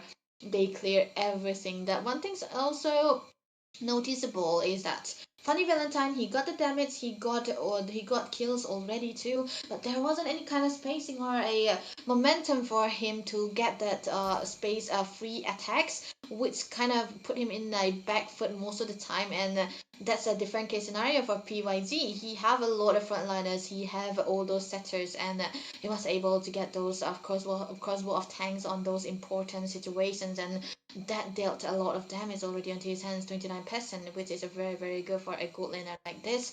So they did not drag the game for the very late, they dragged the game long enough for the 1-1 line. Man, I'm going to be honest with you. PYZ was just marking Jazz in every single team fight. I don't know why, and I don't know how. Why, firstly, Jazz was engaging onto anyone and everyone that he could get himself attached onto. But then again, why was PYZ attacking the EXP laner? That's the most surprising thing of tonight. I feel like he has a personal vendetta against him. We can't judge. Who knows? No, he done. I don't think he does. But yeah, the thing is, most of the time, Jess was the one overstaying quite a lot. I don't think he was actually overstaying. It was more of the way the glue was to be played in that scenario, because he was the only one that could go in. I like the Gatot Gacha here, but still the Gatot Gacha is not the perfect initiator when you do not have a very tanky XP laner setting up for you. He's more of a set that comes into the later part of the team fight, so as to catch all the important members of your opponent, and that's what Jess was trying to do. And when he was on the process of doing that PYZ already gotten his hands on that crossbow of tanks, and he was able to melt him so very easily most of the time. But yeah, even Jazz did perform quite a lot, and he was able to do so well also. Even Lemon onto that Lancelot was commendable too. Unfortunate for them, they weren't able to have that answer against that 1-1. It was a perfect pick nonetheless, but this time around, Daku will be, trying to respect out the 1-1, because they were the first pick and they prioritized the Lancelot more than the 1-1, so maybe they can change up their draft into this second game. Of course they can. I don't think Team Dakusena could actually afford to give either Lancelot or Hayabusa to the side of Team MAAF. They are absolutely Godspeed, pun intended, on any assassin jungler, and they're doing so well. They had the pressure built up in the starting, they had the pressure throughout the mid game, and also the late game. They pushed throughout. They had all the damage that they needed to put out. They were dishing out intense amounts of damage onto the side of Team Dakusena. They were able to completely turn around a losing draft, in my opinion at least. Because, of course, you see meta heroes like Zhu Shin, you see Lancelot, who's overbuffed, and Hayabusa who was kind of nerfed a little bit, you, of course, are, still going to do enough damage if you're still a skilled user, get the stacks on, and then use the Oki Shadow Kill. But still, Hayabusa does lack on the damage without, the stacks on his passive before he uses the ultimate. However, all these meta heroes against heroes that might have actually been okay-ish. I mean, they're still S tier, but compared to these guys, not as much. I'll be very honest with you. They completely turned the draft around and made sure they got the win. Macro was put first. Synergies were on point, and they did what they could. And MAAF absolutely shredded it. Yeah, MAAF not being forgiving against the Daku Sena here, and I feel like Daku Sena in a red zone right now because them losing just one game also means that they do not have the better option as of now. So let's go into the second game because MAAF are very, very ready to get that first pick onto their side. They do have a lot of options to go for into the first pick, but the question is still staying if Daku Sena are willing to ban out the 1-1, or will they be the one having that 1-1 into their hands instead, because it can still work. Even Funny Valentine is well versed on those marksmen, but he's more comfortable on the Let's hear from the crowd. Make some noise for yours truly. Might eventually ban out the Irrital here in this scenario, but they ban away the CC first, which is very, very, I would say, normal. To me, fun is all that matters. I mean, the CC is kind of like the most dangerous hero that you can actually just think about dealing against in the EXP lane. Of course, you put the War Axe on him, and then all of a sudden he's doing true damage. She is doing true damage with every swing of her yo-yo. Again, after that previous match, Team Daku Sena don't really want to give PYZ 1-1 again. They don't want to get shredded out by the 1-1. You got to put the Irithel down too, by the way, if you want to actually pick the Granger. But then again, Irithel also is just a very good standalone hero too. But we see a Kadita getting banned, reasonable enough, I'll be very honest with you, especially after the movement speed buff and also the cast damage reduction on her spells. She has risen to fame in the most, surprising ways. I would say it's just the amount of burst potential that she have is just giving her a lot of respect and a lot of bans already onto her. But yeah, I feel like in this tournament in particular, the Kadita hasn't been having the best win rate, so it can work out. It's just the Kadita curse that we are seeing. 2 pieces banned away, the Kalea also taken away. This is a classic Kalea and the 1-1 combination that Daku Sena is banning away. You do not really want to give a hero target locker onto the hands of MAAF also, so which is very understandable. But yeah, one thing that's for sure is that MAAF will be taking it away the Irithel. It's also because of the fact that Funny Valentine is also very, very well versed on this Irrital. He can make this Irrital work to most of the time, so it's kind of a respect ban too. It's kind of a counter ban too, but it worked well for both the cases, so we're not ban it away. But now Daku Sena, they do have the chance to ban out the Yi Sun or the Lancer. Which poison are they gonna be picking here? Again, if you actually ban the Lancelot or the Yi Sun, you still have the options of Hayabusa and several other heroes that are actually amazing on the jungle position, especially some heroes that might actually not be picked very often, like Eamon or other heroes that actually provide a lot of utility. But then again, Yi Sun is open now since Lancelot is banned. We see that Team MAAF have gone for the Yi Sun without hesitation. Not a moment's notice was taken to actually take that Yi Sun off of the game so that Team Daku Sena can't get it. I'm going to be honest with you, very predictable. With the vision that Mountain Stalker provides, it's obvious that Yi Sun is now a top tier hero after the rework. He is absolutely shredding people who have less HP than less than 5,000 HP. He shreds them absolutely without mercy. Daku Sena though, they decided to go for the Zushin to actually counter the Yi Sun. I don't understand how that works, because Yi Sun's first skill provides him control immunity. In this scenario, the first out could have been much better. I don't know why the team My mission is to protect lives. By the Hayabusa, so they can be at that too. But yeah, okay. Now MAAF, they want to play around this Yi Sun, so they can actually go into a tanky kind of composition for the gold lane as well. The ruby is also a valid choice to go into the gold if they wanna give all the farm into the hands of the Yi Sin. But if they do not want to risk it, they can eventually take a fast clearance hero for the gold lane too. Rocks need no protection from the rain. Together with the Yi Sin is a hero that can be a frontline that can give you free hit. But oh my goodness, that's it. MAAF, they got the Uranus, your mom on the Uranus CRUX. We are finally seeing him on his main hero, which he is well known for.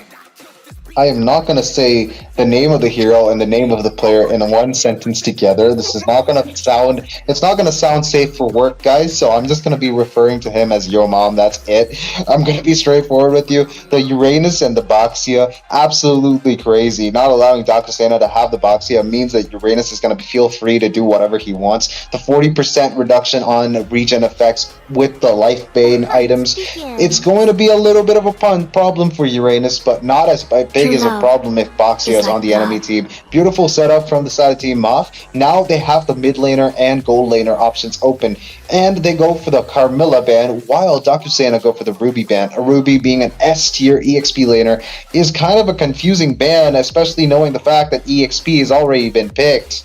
Daku Sena, focus. Maybe they are just trying to ban it away for MAAF to not play it. Gold lane, Oh yeah. I am vengeance incarnate. Okay, now they ban away the Moskov, which is a valid choice, but I don't think MAAF will be playing the Moskov here because they already have a scaling hero onto their side. They just need a good clearer. Either the Immortal One chose me to vanquish the shadows that plague this world. This composition that MAAF is already bringing up, but the studio take it away, so they are just narrowing down the jungle possibility for the side of Daku Sena. So maybe they are forcing Lemon to play that Hayabusa, and I don't really hate the Hayabusa, but when the frontliners are these tanky, you need something that can dive in, or you need something like the Xbox to deal the true damage. But I feel like the fighter's jungle is too risky against a Yi Sin. Oh, it definitely is. I'm going to be very straightforward with you. Right now, the Yi Sin having that hero on your side is just literally going to stop any utility jungler from being picked from the side of team of Daku Sena. They're not going to actually risk it to get the biscuit against Yi Sin, of course. He can and will outfarm every other hero in the game. They don't decide on going for the jungler just yet, though. They go directly for the EXP laner, which is going to be a Lapu Lapu, another hero that got super buffed after that recent patch, where, of course, Uranus and Lapu Lapu, they've gone to fame beyond measure. I like the Lapu Lapu, man. I like the Lapu here.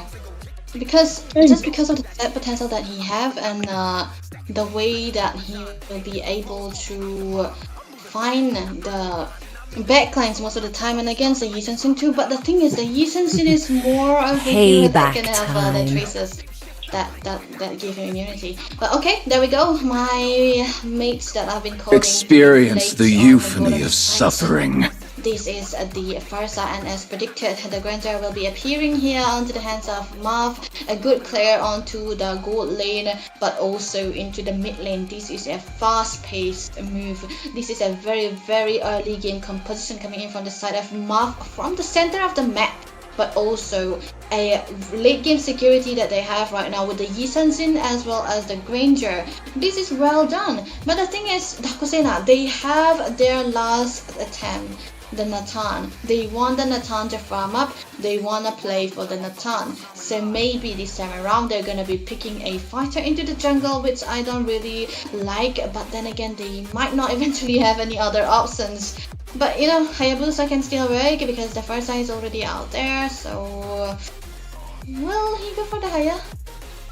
Not against so many frontline tanky heroes, the heroes that can actually take beef and actually dish out even more beef. These guys are going to be very dangerous to actually go up against with a Hayabusa. I wouldn't recommend it though. But then again, you've got to have one more hero to actually do the damage. Nathan, early game is now as a big no-no. Zushin is mainly crowd control. Hylos and Lapu Lapu can do the damage, but you really need more damage on that team because obviously you don't have a surefire way of doing damage to Farsa, Lee Sun-shin, and Granger. Yeah, I mean, he's taking so long to pick up the hero because I really want to know which hero is he's gonna be going for. Utility, not the best options against the Lee Sun-shin. Even the assassin, not the best option against this tanky position. Huh. Actually, a Lancelot game, right? But the thing is, the Lancelot was banned. Lancelot was banned, but again, we've got options like Aemon and some other heroes that actually don't get that spotlight anymore because obviously people don't know how to play them. Fair point. Not many people know how to play Aemon. They're not hiring. Oh, of course they're not. And well, to be fair, Aemon again only gets like 1 second cooldown from every passive proc. The first basic attack after everything, getting out of the camouflage state, only then it gives you a 1 second cooldown reduction on your spells. Before it used to be 0.5 seconds on every enhanced basic attack after using your camouflage state, after a skill leaving your camouflage state. Now it's just 1. You're basically a hit and run hero, somewhat similar to Argus, but then again, this guy can go invisible and he's faster. I'll be very honest with you, this guy has potential. He would be able to take down the Farsa or maybe the Granger. That would be a very, very viable option, but then again, I have no idea what they're actually going to pick. It's just opinions, nothing else. Do Lemon play the Fanny? If the Fanny is an option, I would like a Fanny here because they don't have the massive for MAAF. They don't have a massive crowd control that can be a threat for the Fanny. Of course, they definitely don't. And if he does play the Fanny, it would actually look good here. But I don't know what we are waiting for here. The picking is 1 second and we haven't seen what the pick is coming through from the side of Daku Sena just yet. But I haven't seen Lemon have the Fanny, right? What is the hero? I'm not really sure, actually. I'm surprised that I actually don't have an idea of what they're gonna pick. Can we just open Living Legends real quick, if you don't mind me? I'll just open up and I'll just think of a possible jungler that they can actually pick. Dr. Sena, what can they actually go for to get up upper hand against Lee Sun-shin? What do you mean? You got it. You got it. Okay, they go for the Hayabusa, right? Okay, there we go. Sanjo. I feel like, the Hayabusa is just something that that was the last one. And we know this land is our homeland, and it will soon be our burial ground. But then again, they call me a hero because I saved my nation from falling apart. Possible option that they could go for. I don't hate it. I don't like it. But it comes down to who his target is gonna be. If he keeps on targeting out the Lee Sun-shin and the Farsa most of the time, I would say they will be able to play this game very, very easily and very, very well. So let's see what they can come up to with this kind of composition that they have as of now. A lot of range for the side of MAAF, a lot of sustain, and a lot of damage for the side of Daku Sena as well. But like you already mentioned, Justin is more of a utility into the mid side and more of a crowd control. So all favors into the hands of the Nathan here for the game start of Daku Sena. And the start of the game will be eventually falling down onto this mid trio, Room Baxia versus Room Hylos, which we don't usually see. So what we get for game 2. Like that, we've stepped into the land of Dawn with Madara and Yo Mom having revitalized. And on the side of team Daku Sena, it's only going to be Haitatsu. Haitatsu trying to engage on Madara, doing some damage with the Ring of Punishment. And also, look, Peekaboo is trying to do some damage, but it's tickling Madara. Peekaboo. That's a Peekaboo movement. I cannot forget his name because of the Peekaboo playstyle that he did onto the Kadita against Satoru, right? He was able to kill him most of the time, even though they lost that game. He was playing so good. But there's a bit of a post coming through for the teams here. They want to have that quality MS for them to play this heavily ping necessary, ping dependent heroes on their side. So yeah, meanwhile we'll take the time to try to analyze what these two teams are trying to go for here, because the early game, even though Yusensen is more likely to have the better game into the later part, he's kind of deemed useless when he don't have that snowball. So early game Lord Turtle is gonna be so important. But okay, look at that skirmishes.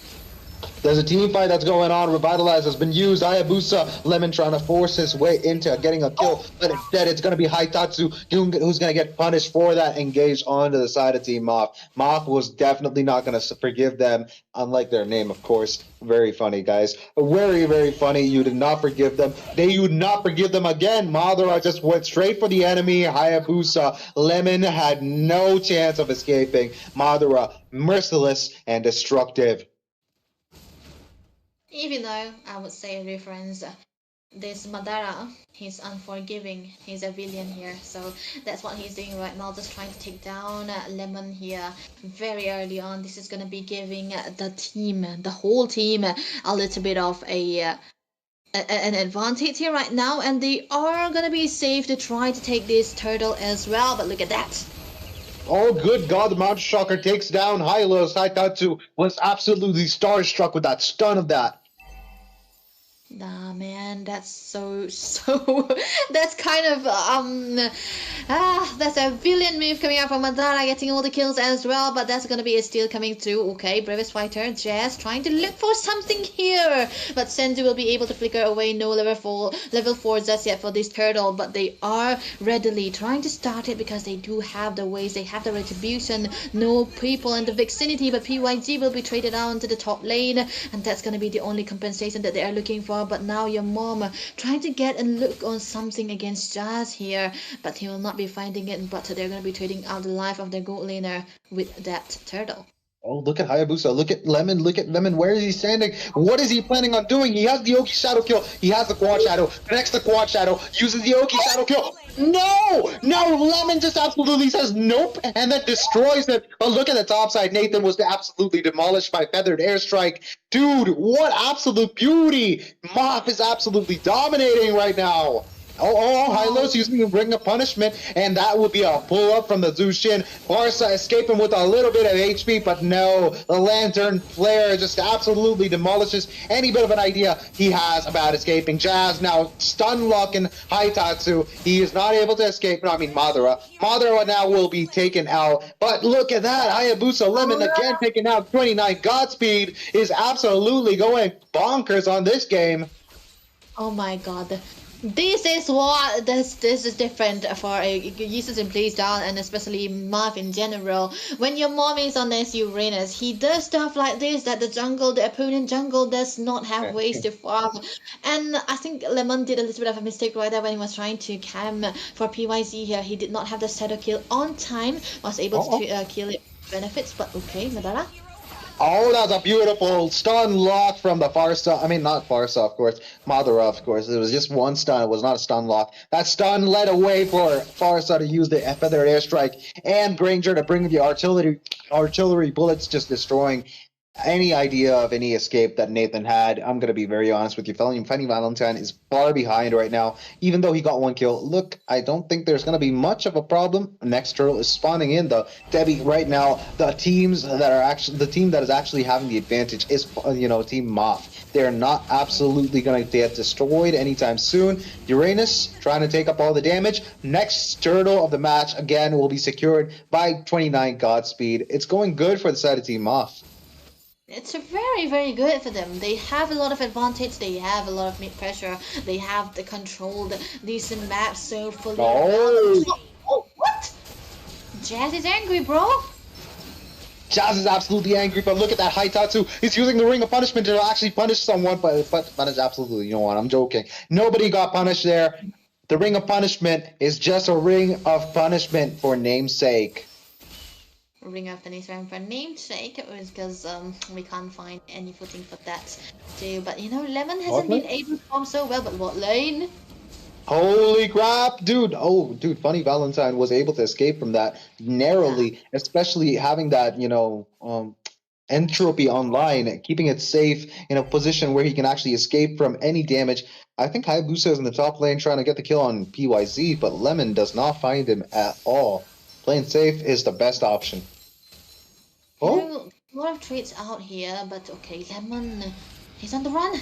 Oh, Lemon is not going to be on the run anymore. He's going to go directly to the base because Feathered Airstrike was like a map hack and completely demolished him. Dude, but in the bot lane, we see that tier 1 in the bot lane is taken out, but Jazz is now cornered by 4 people, not allowing him to escape. PYZ will now get the revenge that he so desperately needed. Now this is what you call teamwork, my friend.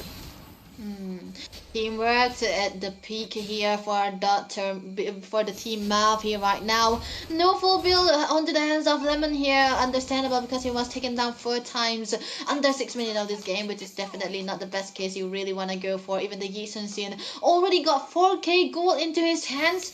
This is something that you do not really want to give the Yi Sun Sin, and he have the War X right now, and he's on his way to try to build out that Hunter Strike too, but the flicker... Oh, off camera, another kill on Lemon. Lemon is just going to be a squeezed Lemon now, because of course he cannot do anything for the turtle, but Jazz has another plan. He's going to go for the back line, but in the bot lane we see that, okay, Jazz gets the 3rd turtle of the match, 3 kills, but in the mid lane we see that PYZ was taken out by Jazz, and they are trying to escape now, but in the bot lane we see Madara taking a ton of damage from Nathan. Yeah, I think Funny Valentine is now carrying himself pretty well, but Haitatsu is low on HP, but Yi Sun Shin finds him, gets the arrows in his face, but Peekaboo is now okay, Feather Airstrike getting the kill on Haitatsu. Peekaboo Predator a little too far away. Jazz is now going to be taken out, but Funny Valentine and Peekaboo, of course, don't have a front line anymore. They can't really engage now because obviously you don't want to die now.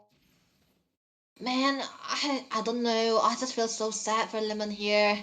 In this game in particular, there's always your mom into his face as well as your Madara too. I shouldn't be laughing. Sorry. Well, I mean, like, he was there, right? He was there. The Uranus was there on his... Okay, it still sound bad, but mid lane... Not helping. That's not helping in any way. But in the mid lane, Peekaboo almost dying, but will be safe. With a flicker, of course. Resources were used. He will be safe, though. Yeah, he will be actually safe right now, but Lemon here at this point can't do anything about this, man. The mid turret will be eventually taken down, Madara with the Zoom potential coming through. They have Peekaboo here, but he will not be able to do so, but look at that. Something here? Okay, okay. He's gonna Nothing's gonna happen. That's just a big horse against the turtles, you know. We are in a duel, look at that, because we also have a Farsa here with the Phoenix. Okay, I'll stop there, That's a lot of Goldie already into the hands of Mob. Oh no. Oh no, the Feathered Airstrike. Shenzu is absolutely destroying a Lemon right now. He's not giving him any space to even breathe, dude. This is absolute humiliation. Absolute domination from the side of Team MAAF. Lemon does not have an opening. He does not have any choice right now. He's barely scraping off any bit of gold that you can get from the minions as a hyper of all people. Look at that. Team MAAF have now gone for the first Lord of the match. They get 3 turtles, now 1 Lord. Is it going to be the end of the game, or is it going to be a little bit longer than we expect? I don't want to shine light onto this, but we can't help it. This is a level 13 Yi Sun Sin against a level 9 Lemon onto the Hayabusa with 6 stats down, but damage, Haitatsu. He's going to use the Glorious Pathway and the Revitalize. He will be safe. He will get the HP back that he lost, but not all of it, though. He will get up to 60% of his HP. He's not going to actually try to recall him back to base, most probably. I don't know. I could be wrong. It's just that there's too much of a gold lead and a level lead already under the jungles here right now. And funnily enough, we can see that okay, PYZ hasn't been that much of a power farmer here.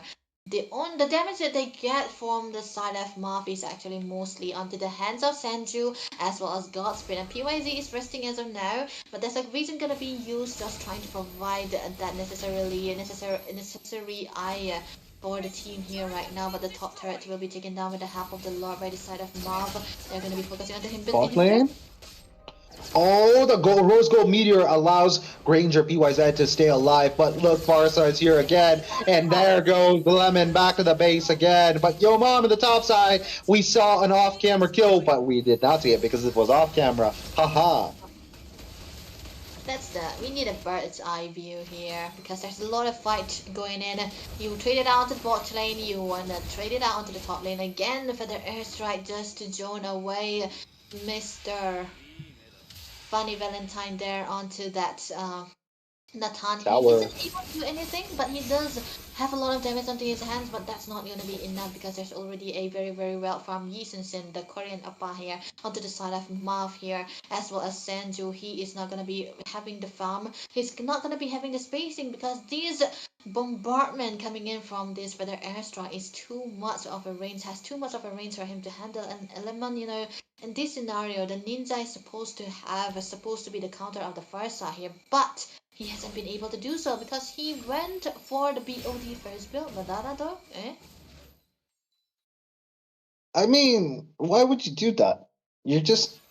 If at all you have a snowball going on, you can go for the Blade of Despair, but again, it's not going to help you if you're on the losing side on a 1-7-0 game. You have to skip that and get for the smaller, you know, penetration items, maybe Hunter Strike and Blade of Hefties. You get them, then you go for some more damage, or maybe the Rose Gold Meteor to survive, especially after that humiliating time under the tower against PYZ, which absolutely destroyed Hayabusa's confidence in engaging in any fight, which now we can see that he is absolutely not engaging in any fights anymore. It's just sad to see, dude. It's absolutely sad to see. The thing is, the only winning condition right now is if Funny Valentine get all the minions here, and this is exactly what Daku Sena is trying to do, because he is their only hope. He is the game changer here for now, because already there's a lot of builds coming through from the side of MAAF. Shenzu? Okay, Senju. He might be in trouble, but he's going to take down one person at least. Funny Valentine, the most important person from the side of Team Daku Sena, is down, but for the trade-off, it's going to be the mid laner. Shenzu is down, but look at that. They're going to take advantage of that team fight. They're going to actually use all their resources, but instead, nobody's going to get killed. 2 Revitalize being used up, Maduras and, well, Yo Moms, but it didn't actually end up in much. Now they can actually go for the turtle, the Lord directly. This is going to be the second Lord of the match. Not going to be an enhanced Lord, but it's going to still do some damage. Yeah, that's not going to be I think it's going to be a second Lord as of now. That's going to be secured by the side of Team MAAF again. I don't know, man. This is just so one-sided. Ready to find the side of my mouth that I'm actually very speechless. I there's getcha. no way that could be able to come out of their base, right? They are gonna do some housekeeping because their only backline diver here in this game, Lemon here, cannot do anything about this backliners for the side of MAAF. And of course they do have Funny Valentine to deal out the damages. But the damage coming already from PYZ and Godspeed, and yeah, we cannot forget Senju, who just secured that Holy Crystal. He's gonna be hurting a lot. 2 shots and the mate will be down. That's 1 ultimate wasted already, and the Lord marching down onto the top lane. Oh, Feather Airstrike almost, but that Flicker will secure the kill on Funny Valentine. Tharsa, though, he's in a peculiar situation. He will be taking out Jazz, getting the kill. And look at that. Uranus, your mom, is going to actually get all the damage from the Hayabusa's ultimate, the Ogi Shadow kill. But that will just tickle him just a little bit, allowing him to sustain more and heal up even more. Lord is going down. He will be going down for the count. Hayabusa Lemon does not have his ultimate. He cannot clear the lanes. That will be an easy end because Yisun Shin just tower locked the Nexus and made sure the victory is in their pockets. That's a 2-0. 2-0 perfectly on point for the side of MAAF. Clear domination, that is what we're seeing. Stampede, I would say. Don't kill me for this because it was really a stampede. MAAF able to Stampede. so well. Oh man, this is actually so bad to look at. But you know, you think that Godspeed will be the one having all the kills, but he got 2 kills, just 2 kills. and most of the kills went into Senju because this guy, he's already so far onto the Farsa. The Farsa already with 2 items is already hurting enough. But then again, it also comes down to how the team was playing. It was Madara, it was your mom. He was on the Uranus, they were on the Baxia, they were like attacked together, trying to invade, trying to set a 10 into the jungle for the side of Mr. Lemon. He couldn't do anything about it. He named his Icy and Lemon, but he was given Lemon most of the time. He wasn't able to do anything in this game, and this is the worst game that the Hayabusa can have.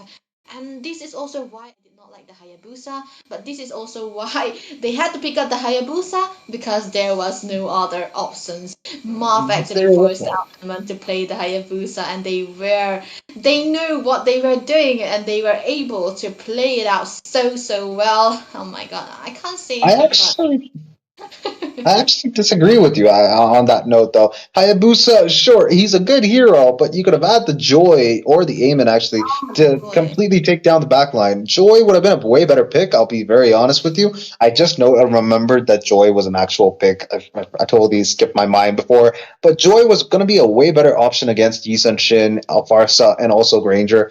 In most cases, at least, and could actually bypass both Madara and Yomam. Could not really stop them. They didn't have any stun locks to actually stop Joy. Just running around, doing the electrifying beats and dancing around, destroying people. That would have been fun to watch. But Team MAAF come up on top, I'm going to be honest with you. And I will take one moment of silence for both of us, actually, because in this whole match, in the total of 15 minutes, we have said both the player name, of course, which player I'm talking about, and the player hero a total of 8 times. And I feel so sad that I had to do that. But I don't actually hate it.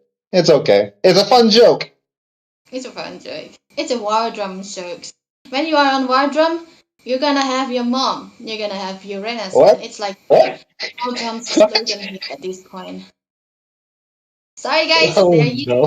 I think the people are used to it already too, especially the viewers. They know what we're talking about. When you say your mom, they're gonna be saying Uranus, so don't mind because it's still a Reddit word. It's not exactly explicit. It's not, but it's funny. It's just funny.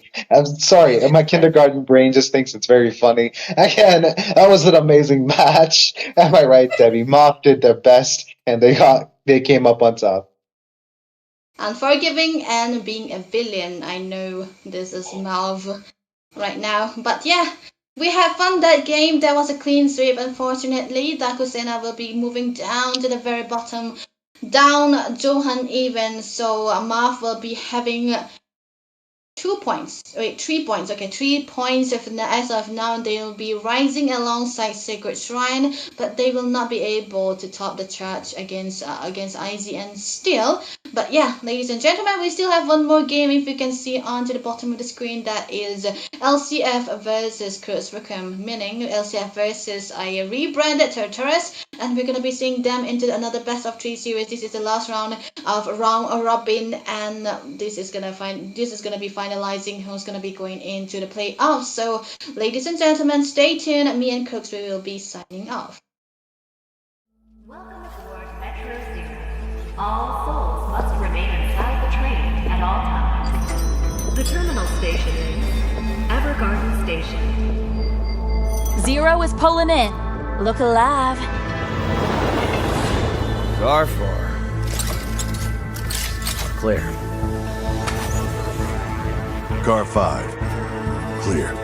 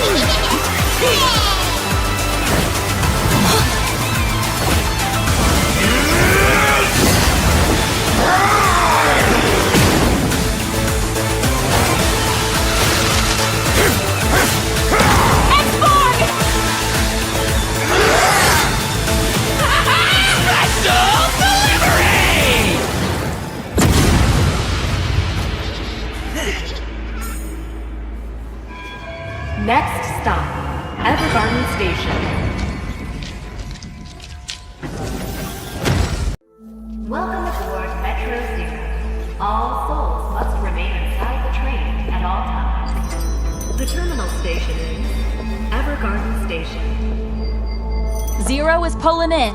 Look alive. Gar 4. Clear. Car 5. Clear.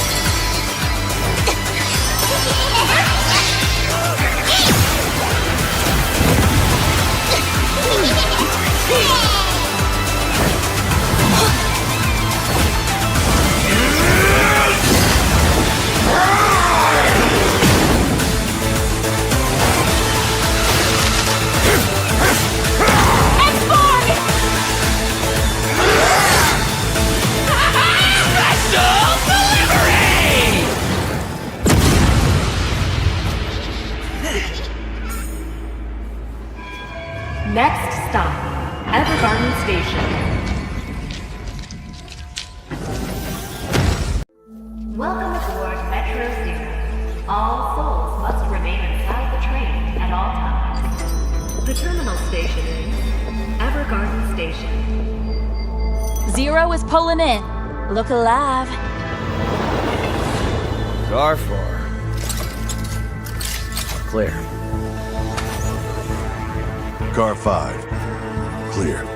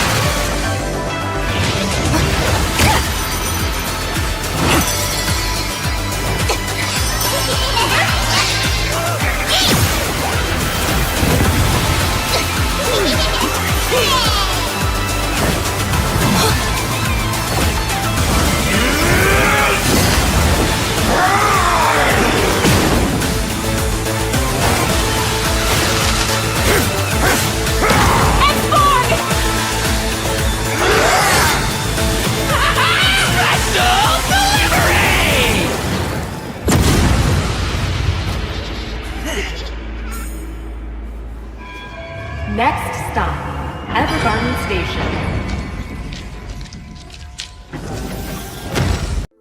Welcome aboard Metro Zero. All souls must remain inside the train at all times. The terminal station is Evergarden Station. Zero is pulling in. Look alive. Car 4. Clear. Car 5. Clear.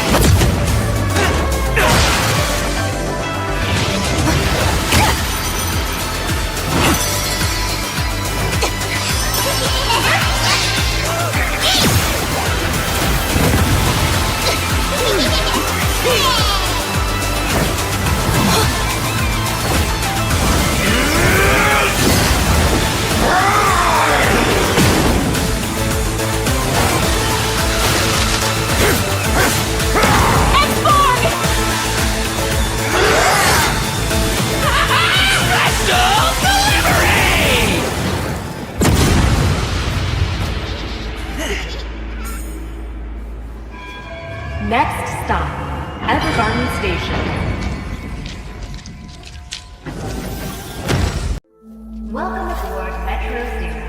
All souls must remain inside the train at all times. The terminal station is Evergarden Station. Zero is pulling in. Look alive. Car 4. Clear.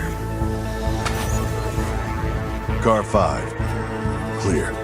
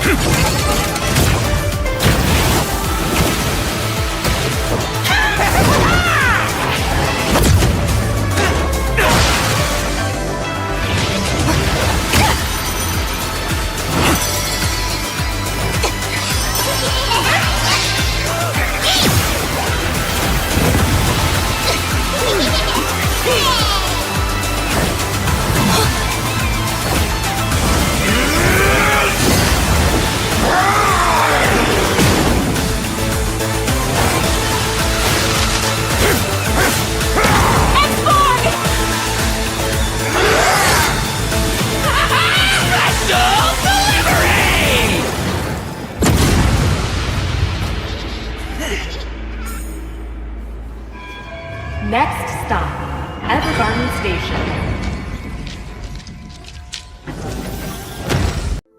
Welcome aboard Metro Zero.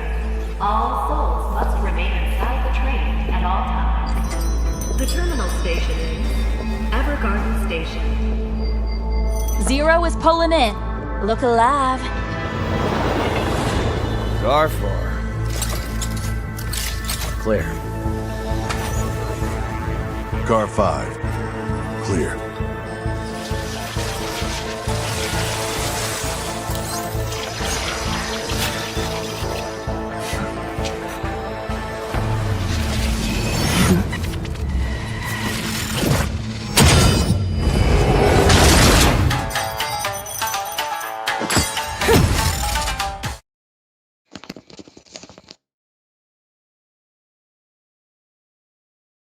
Hello, ladies and gentlemen. Welcome back to Nerd 3.0. And like you know, we are already kicking off the last game of the night between Team LCF taking on against CRUX Requiem. Have I pronounced that right, Debbie, this time? I've been doing it wrong, right? It was it's too nice. It's correct now. They have a very mouthful name, right? I would say CRUX Requiem. It kind of, you kind of stutters with that. But yeah, still a very, very complicated name, but also a very elegant name, I would say. But yeah, with the name change up, they are going against LCF Sindhu. And LCF has been the tournament's favorite. This is their first time playing in the Nerd Champions, in the Nerd Tournament. And they have been finding a lot of wins across the roadmap. And they only lost to IGN. So, yeah. What do you reckon they do? I mean, yesterday both of the teams were on a win streak, right? It was IGN who broke their win streak yesterday, and today IGN actually lost their win streak too. And it just happened so that both the teams got their win streak broken, maybe on a different day, but again, this time, it's a different team altogether. And we have seen this team, maybe not the name, but the players for a very long time. And I do believe it's going to be really a neck-to-neck battle for both these teams. But again, I do also think one more thing, that LCF recently have made a couple of changes which have been working really well for them. At the same time, there's something about their draft, it's like a lot of their heroes have been in the meta recently. At the same time, they have been able to play a bit differently, which teams have not been able to, I would say, I am crack not the quite only yet. one bound by these chains. That's what they are, Payback time in the tournament so far. So let's see what can they bring out into the table against CRUX Requiem right now, because we are into the Let's hear from the phase, and crowd. we can see CRUX Make Requiem some are the one noise for actually yours having the first truly. pick, which is going to be giving them a little bit of a little bit of an advantage. But the thing is, they're going to be playing the Mumbai server, right? So they have to be careful what they're going to be going for. And something about CRUX Requiem is that they're going to be having a little bit of change up, which we will find out into the game. So right now, the bans are in. Phobia's taken away from NT, which is what teams don't do. Do this, please. Take away the phobias from NT as well as the CZ and the Kadita. I'm not sure. Maybe they just don't want the Kadita here. I think they want to go for the Farsa, which happened denied at the same time. And the other day we did see, right, how Oki was able to play the Kadita. I was completely flabbergasted the way, he was able to survive. He was so flexible with the hero. It was so difficult to catch him, but with all the bans being taken place, the first pick from the side of Team CRUX Requiem, it's going to be the YSS. I would say this is one of the double S tier hero in the current meta. Have been working phenomenally well for a lot of teams. And at the same time, this also brings out the strategy of two fighters onto the goal as well as the EXP league, which a lot of teams have been doing, but at the same time, few teams do like to go for a double carry, marksmen, right? So it depends what CRUX Requiem wants to go for here. However, LCF, they do have quite a few heroes open for themselves, and we do know, how they have been playing the game so far. So I wouldn't be surprised if they just go for completely crazy for the first two pick, honestly. The thing about the beauty of LCF is that they do have a lot of ways to flex into the mid lane, right? They have a lot of flexibility onto the mid side, so they can do exactly those kind of plays where they go for funny picks, but the Kimi is gonna be available for them, and they actually want to go for the Kimi against the Yi Sun. So if you want scaling, we also want a scaling hero, which is the answer to that, and I really like that.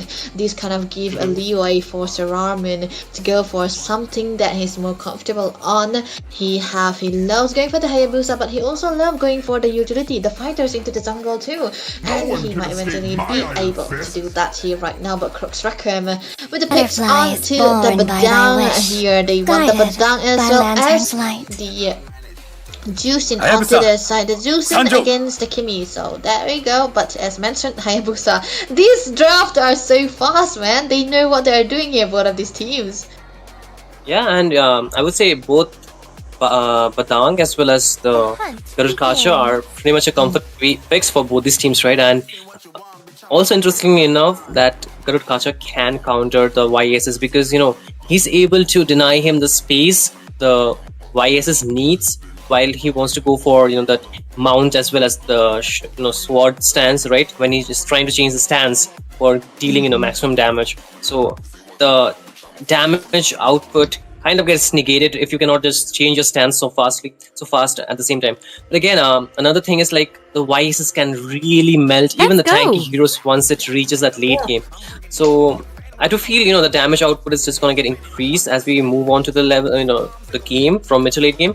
But again, the Zushin is really a good hero to give the the utility to the side of team CRUX. At the same time, it does get countered by the Hayabusa, like you mentioned. So I would say a lot of counter picks from both the teams, especially from the side of team LCF. But again, it's a 50-50 draft so far. We do need to see what will be the side laners, especially from both these teams. And I do feel LCF, they need a bit more CC, despite they having the Garud Kacha though. And yeah, they can do that because the Gato Experience the euphony of suffering. Important thing to notice is that when LCF pick up the Gacha, it's usually into the hands of NT, for the ultimate answer. It can also be a flex, so it's very important for them. But CRUX right now, they are banning away the Urusel alongside the Hilda too.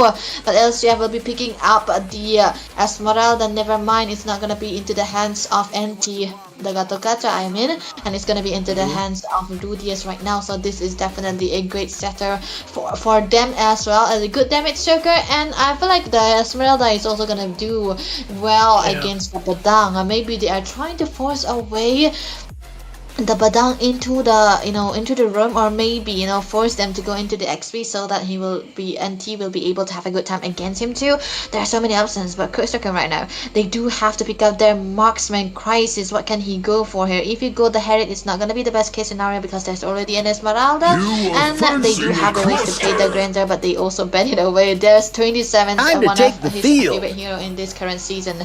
That's the glue, but okay, the Bruno appearing as of now.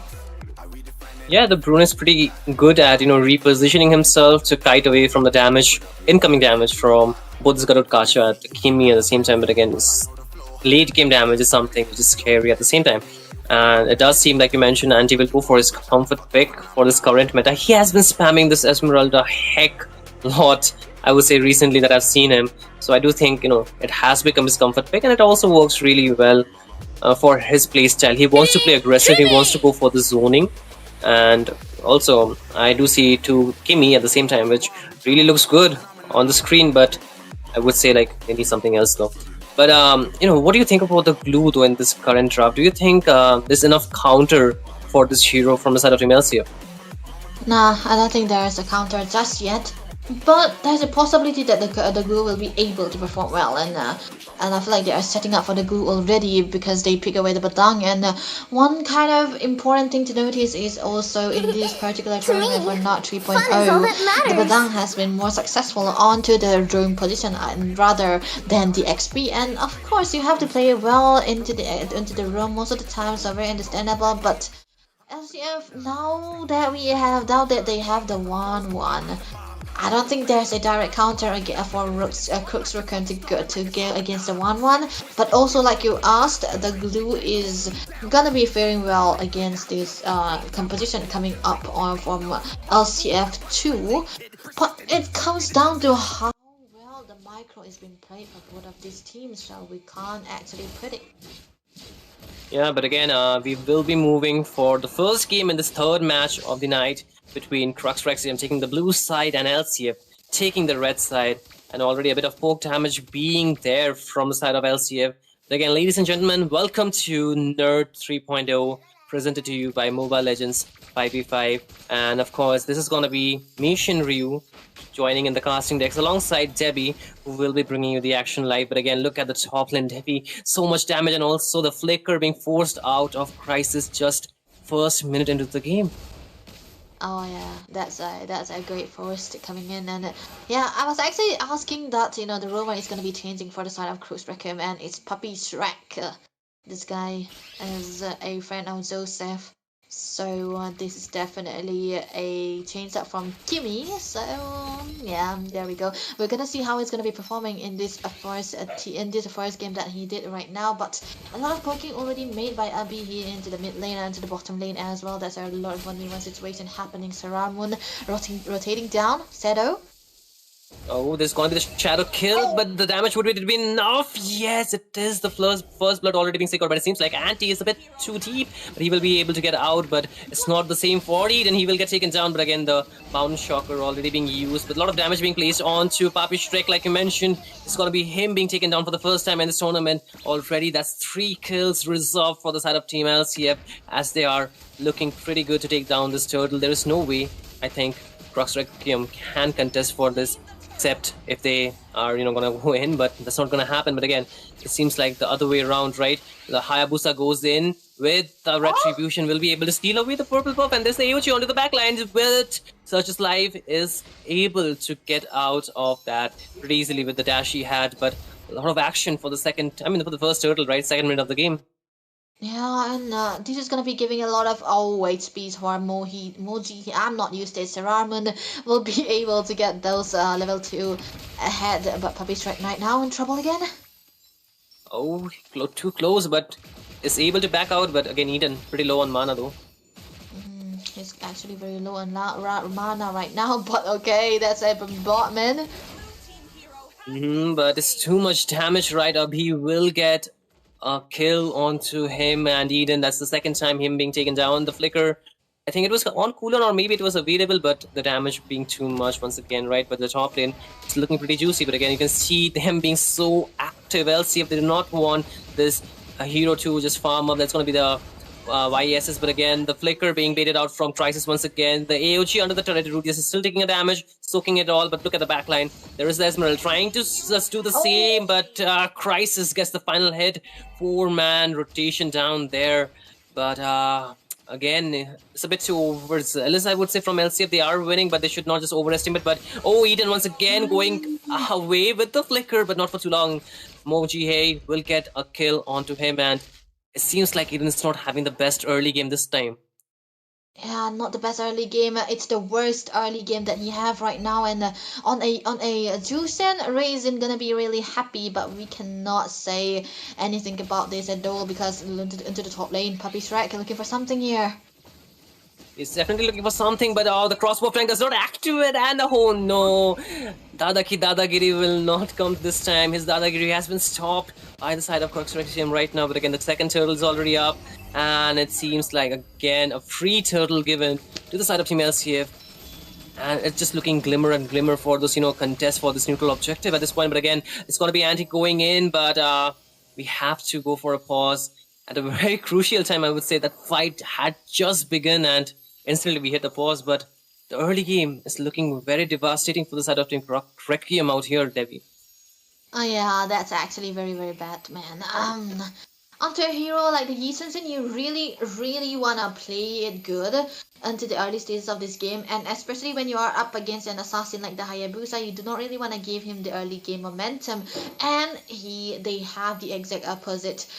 As you know, Saramun onto this Hayabusa was already able to get that damage going on already. He had 2 levels, he is 2 levels ahead of Joseph too, and worst case scenario, Joseph, okay, never mind, mid lane.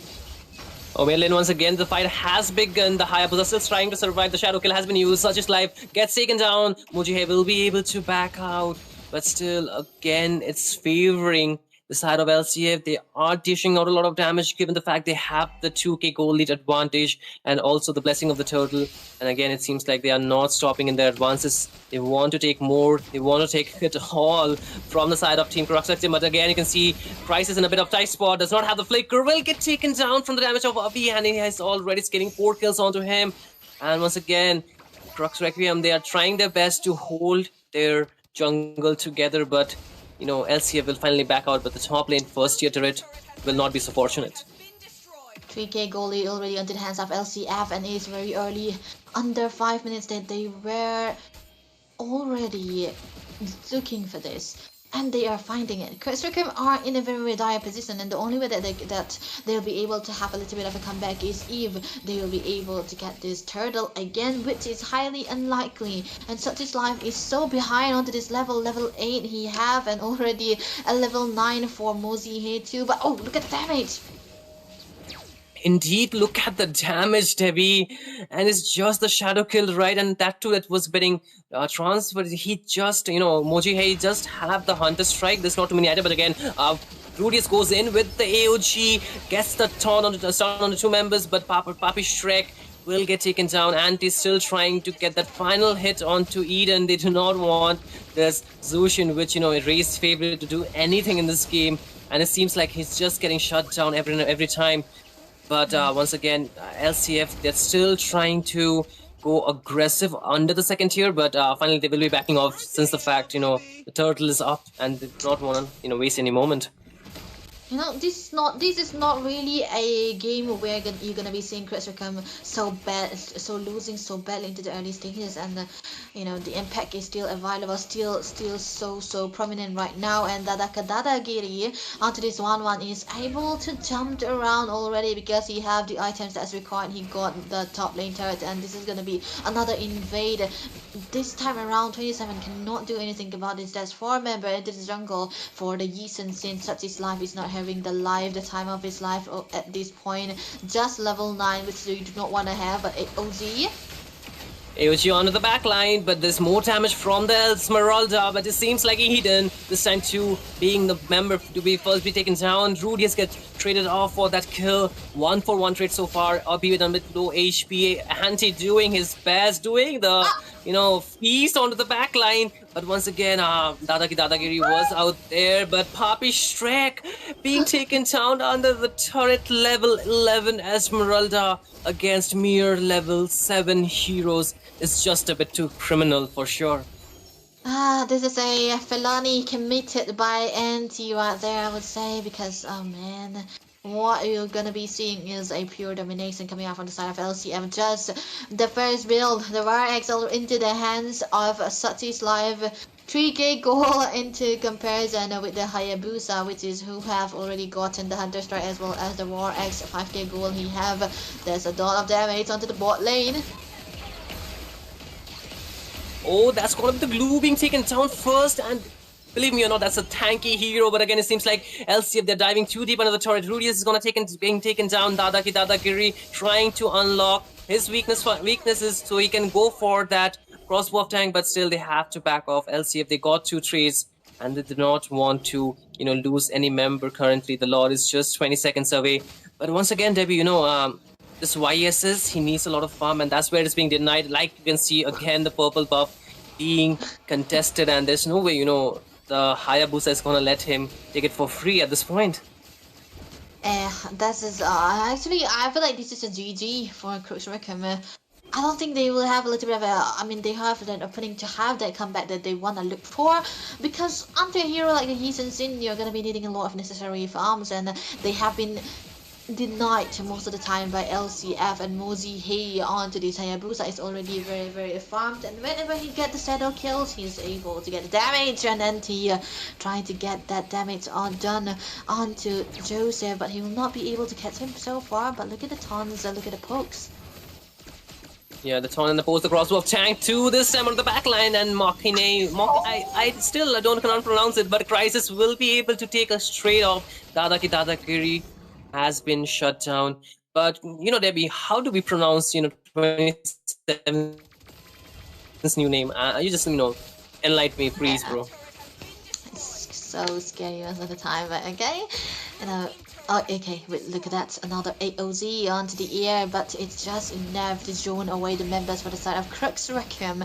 And this is gonna be one inhibitor down for them as well. They cannot really defend this, but with the discipline coming out from the side of LCF, they'll be able to move back without losing any bodies in trading alongside this turret. But the damage is already there. Mountain Stroker. Mountain Shocker, but look at the glue has already mounted onto Abhi. He still survives, but Rudis is going to take him down. Abhi 2 this time, the damage being enough from 27, and again they are trying to chase the crossbow of tank. Has been the weakness have been popped up. The crossbow of tank 2 has been taken out. Mojihe was trying to go for the backline, but does not get the damage necessary to take anybody down. But the mid lane is wide open. The top lane inhibitor has already been taken down. The waves are still there, but it seems like it might get cleared out. Anti being brought back. There is the fist break onto him, but he will be able to get out, but not for too long. He gets pulled back, and Crisis deals the final blow. And so far, Crisis can be the the final hope. The side of Team CRUX Requiem, he does have 5 kills onto him, and maybe making onto the core items too. That's a little bit of a spacing that they are requiring, and they're going to be having as of now. But I think they're going to be a little excuse me, they're going to be needing a little bit more than that. Because look at the builds coming already for Seram when he's got 3 important items, which is very, very important, which is very expensive too. It's gonna have a lot of damage. Meanwhile, yeah, of course, Such His Life is actually having the farm, but he's gonna be lacking that damage still, because already LCF are accumulating a lot of goals, a lot of equipments into their hands. But the thing is, if 27 find the target that like he did on Abhi and do it continuously, they'll be actually having a green light. But it's very, very good. It's very hard for now because LCF, especially Anti, is so tanky and he's not gonna be falling down as of now. But mid lane and Puppy's wrecked. He gets shredded down just as you say so, and LCF did still have that more damage. So far, CRUX Requiem, they have to just play defensively. They have to play behind their turrets. Otherwise, they will get instantly bursted down. And there's so much, sustain. At the same time, Hayabusa can go for the flankable position. Has a lot of, range that he can cover up with the Quad Shadow. But again, the Lord will be available for Team LCF to take it. And like we mentioned, CRUX Requiem, they are highly unlikely to, contest for this, because they do not have that level advantage, nor do they have the items necessary to go for a full 5v5 yet. Yes, they can just kite the fight too deep into the turrets where they can get the advantage, but again, they are losing the inhibitors too fast. The HPs are pretty low onto the mid lane. The bot lane is also just 90%, but again, another skirmish down bot. Bit of poke damage coming in. The anti still trying to go for a little bit of sustain. There is the AOG onto the back line. There's gonna be the Abhi actually being taken down. The crossbow of tank is available, but it's not really used. But again, this instant trade-off. Prices get shut down this time. The man who was trying to carry them is not there anymore, and 27 at the same time will be shut down. The waves are crashing down. The Lord is from the top lane, marching towards the base crystal of CRUX Requiem, and they are trying their best to defend it out. But the mid lane inhibitor will fall really soon, as Eden will get traded off too, and Papi Shrek double kill from Mojihe, mega kill for Dadakiri, and that is it. That is it. It's gonna be the first game for the favor of Team LCF. They get the first point in this best of 3 series. Sheer domination, I would say. A little bit of a comeback that they did because of 27 there onto the glue. He was mounting the important member, but still they weren't able to have that because, like I already mentioned, when you do not have this snowball onto the hands of a Yi Shen, when you are on the Yi Shen, you're gonna be losing everything, and you're gonna be come down, and your best option has to be your gold lane. But they weren't able to do so. But man, there's a lot of damage coming in already from the Hayabusa, especially. He got the War Axe and the Hunter Strike already when Joseph was still struggling to build out the War Axe too. So that's already a lot of lead that he have accumulated. But the funny thing is, he is not the one dealing a lot of damage. It is actually an Esmeralda anti here. I feel like he's one of the best XP laner here we have in this tournament so far, so we cannot take it away from him. So yeah, this is a very, very godly Esmeralda. We could see a lot of momentum he already built up for the team, a lot of spacing too. But of course, there was a lot of ways that the starting of the game was so good, made by Sararman, that there's no way CRUX was able to respond to those. He was able to get the red buff, stole out the red buff, get the turtle as well, and there were many ways that he already accumulated those gold. And yeah, when you have that amount of gold and you are against those squishy backliners, they are going to be instantly deleted. And we can see how much of a target he was, the target that Eden was for him. And he's been so consistent in taking him down, and Eden cannot do anything in this game. Absolutely, and surprisingly enough, there was the farm available, but like you mentioned, it was too late for CRUX Requiem to actually go back for those re-engages, because every time we see, right, the moment they try to just position themselves, there is an AOG onto the backline, right, completely disrupting that positioning, and if they do not move from the way, they will get pretty much CC'd by that AOG, and at the same time, there's a taunt available right after the AOG lands. So I feel, LCF, they played their cards really well. They knew, the Esmeralda could go in, spoke a little bit, and then there's a continuous DPS damage from Avi onto that, Kimi, right? So I feel it was very calculated how Team LCF played. At the same time, like you mentioned, Eden did not get any chance from that early game at the same time. So a lot of these factors kind of, put together really puts a lot of pressure on a team, especially when you're hyper, that is going to be a jungler, does not have enough farm on a hero like a YSS. So I feel LCF, they understood, what are their winning conditions, and they just played for it for this match. But again, the second game, I think a lot of things are going to change for sure. Yeah, the second game is gonna be the redemption arc, and I know that people might eventually, hate me, or I don't know for this, but Joseph is not known to play the Yi Sun, and I was actually surprised that he was playing in this tournament. This is the first time I've seen him on the Yi Sun. He's much more better on the utilities and the assassins altogether, but not the Yi Sun. He hasn't been able to find success onto the Yi Sun just yet. He can find it on the Hayabusas, onto the Lancelots, onto those Fannies, of course, and even the Fredrin too. But this time around, he opted to go for that for that reasons, right? And yeah, you know how it turned out. So maybe, just maybe, CRUX, they can put Joseph on the hero that he's very comfortable on, and put him in a position where he's gonna be having the greater time into the jungle, so that he will be very, very independent and do the stuff that he could do. Because in this game, Yi Sun is not really an independent hero. He's gonna be needing a lot of farm. He's gonna be needing a lot of spacing, a lot of protection, especially into the early game, and he didn't have that. So maybe that's the only change up that CRUX was requiring. LCF can just be LCF. I do feel you're on point about that, but the main factor for picking the YSS could be the reason that it was not banned and they did not want LCF to go for that hero. Perhaps that. Maybe the fear of giving that YSS to the side of LCF might have, forced them to go for that hero, probably. And he was not performing well. He was not given the chance to perform so well, right? Because of the way Team LCF played that game. And another factor, the second factor could be the change in the roamer, which, maybe they are not too accustomed, or maybe this is like the nervousness could be kicked in for Papi Shrek, which, a lot of times happen, right, when you're playing a tournament. So maybe the second game he can get more comfortable. Maybe he could play in his own elements, and things could change, right? Because there are still a lot of changes that can be made, like you mentioned, the change in the hyper from the side of CRUX Requiem.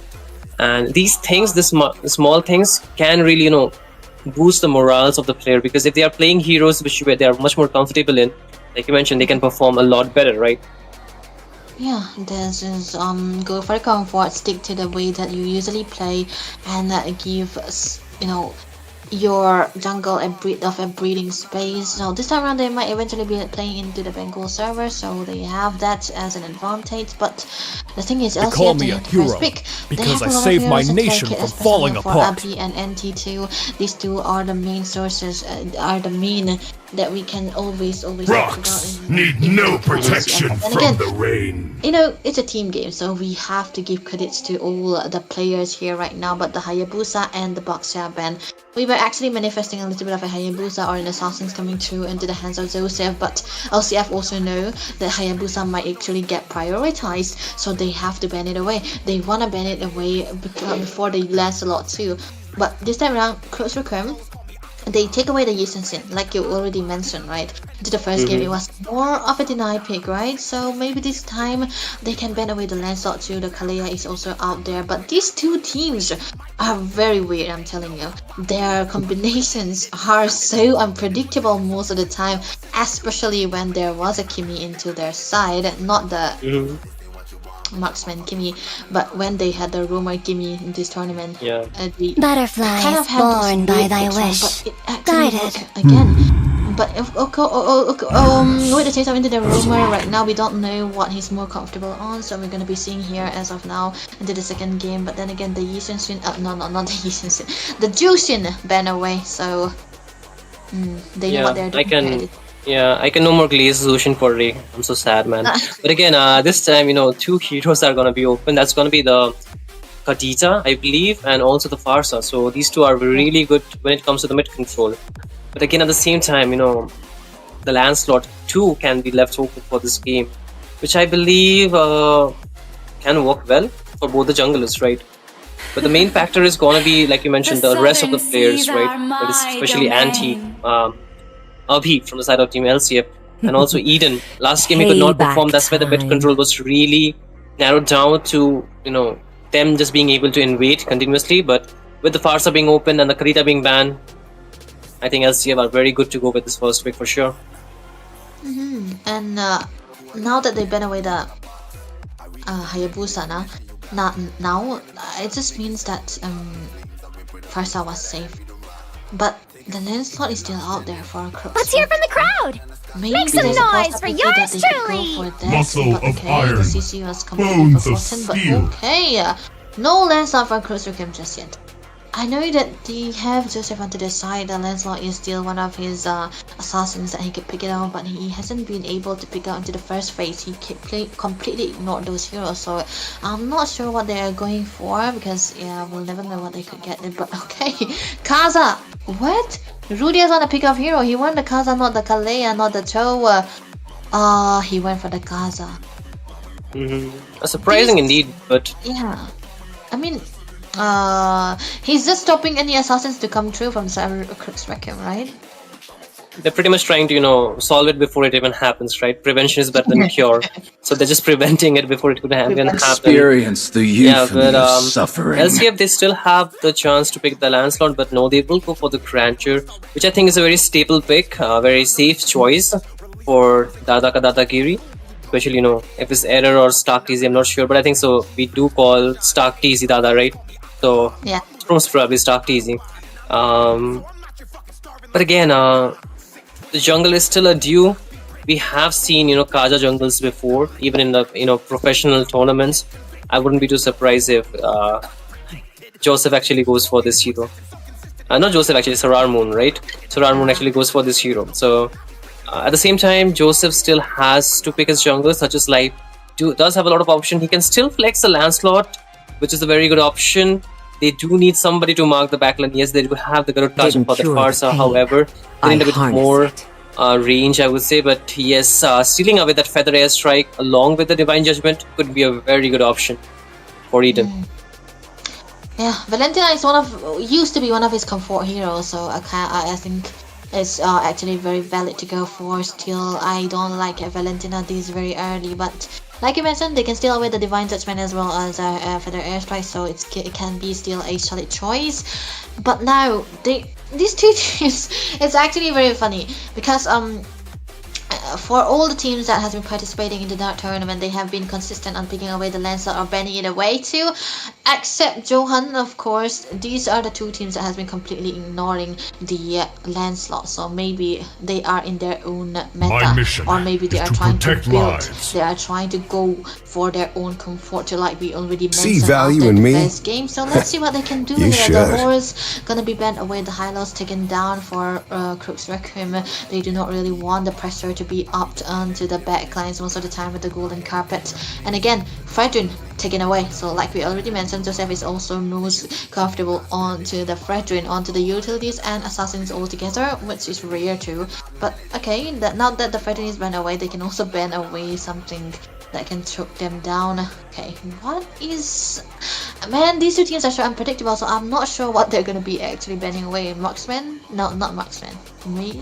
Jungle, right? Jungle. Maybe they can ban away the... I would say Arlot could be a pretty good ban out here, but the CC can perform well against the Arlot at the same time. What are the other options? The Lapu Lapu could be a probable option, but I don't know, the Lapu Lapu maybe not choice, but oh, the Luke is actually... I was not too sure if, Saran Moon wants to pick that hero, but that's definitely a, choice in his arsenal. But at the same time, there's a lot of fighters being banned away, like the utility fighters. I would say, after the adjustments that have been made to this hero, that is the Lucas, I don't think so going full damage really does too well. So this has to be a semi build, which kind of forces it to be played like a fighter, a lot more than the person who wants to go for the damage. But again, the Earthel being banned so that the Grandeur could perform a little bit better. But what other options do they have? LCF, they still need a jungle, they still need a gold laner. So what should they go for first, the jungler or the gold laner? I mean, they can keep the goal to the last minute here, but if they don't secure their jungle now, the Zoe is still a viable option, but they cannot go the Zoe when there is already a Kaza. The Lancelot is still out there. Boxia banned away. Okay, I feel like, CRUX Requiem, they are banning away the Lucas just because Seramun is the only guy who plays the Lucas when it's out of the meta and actually make it work too, so it's kind of a respect ban here. But now that I can...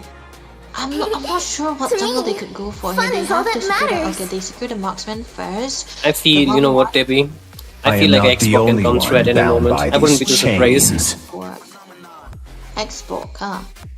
It can actually work, but I'm not sure will he go for the Xbox.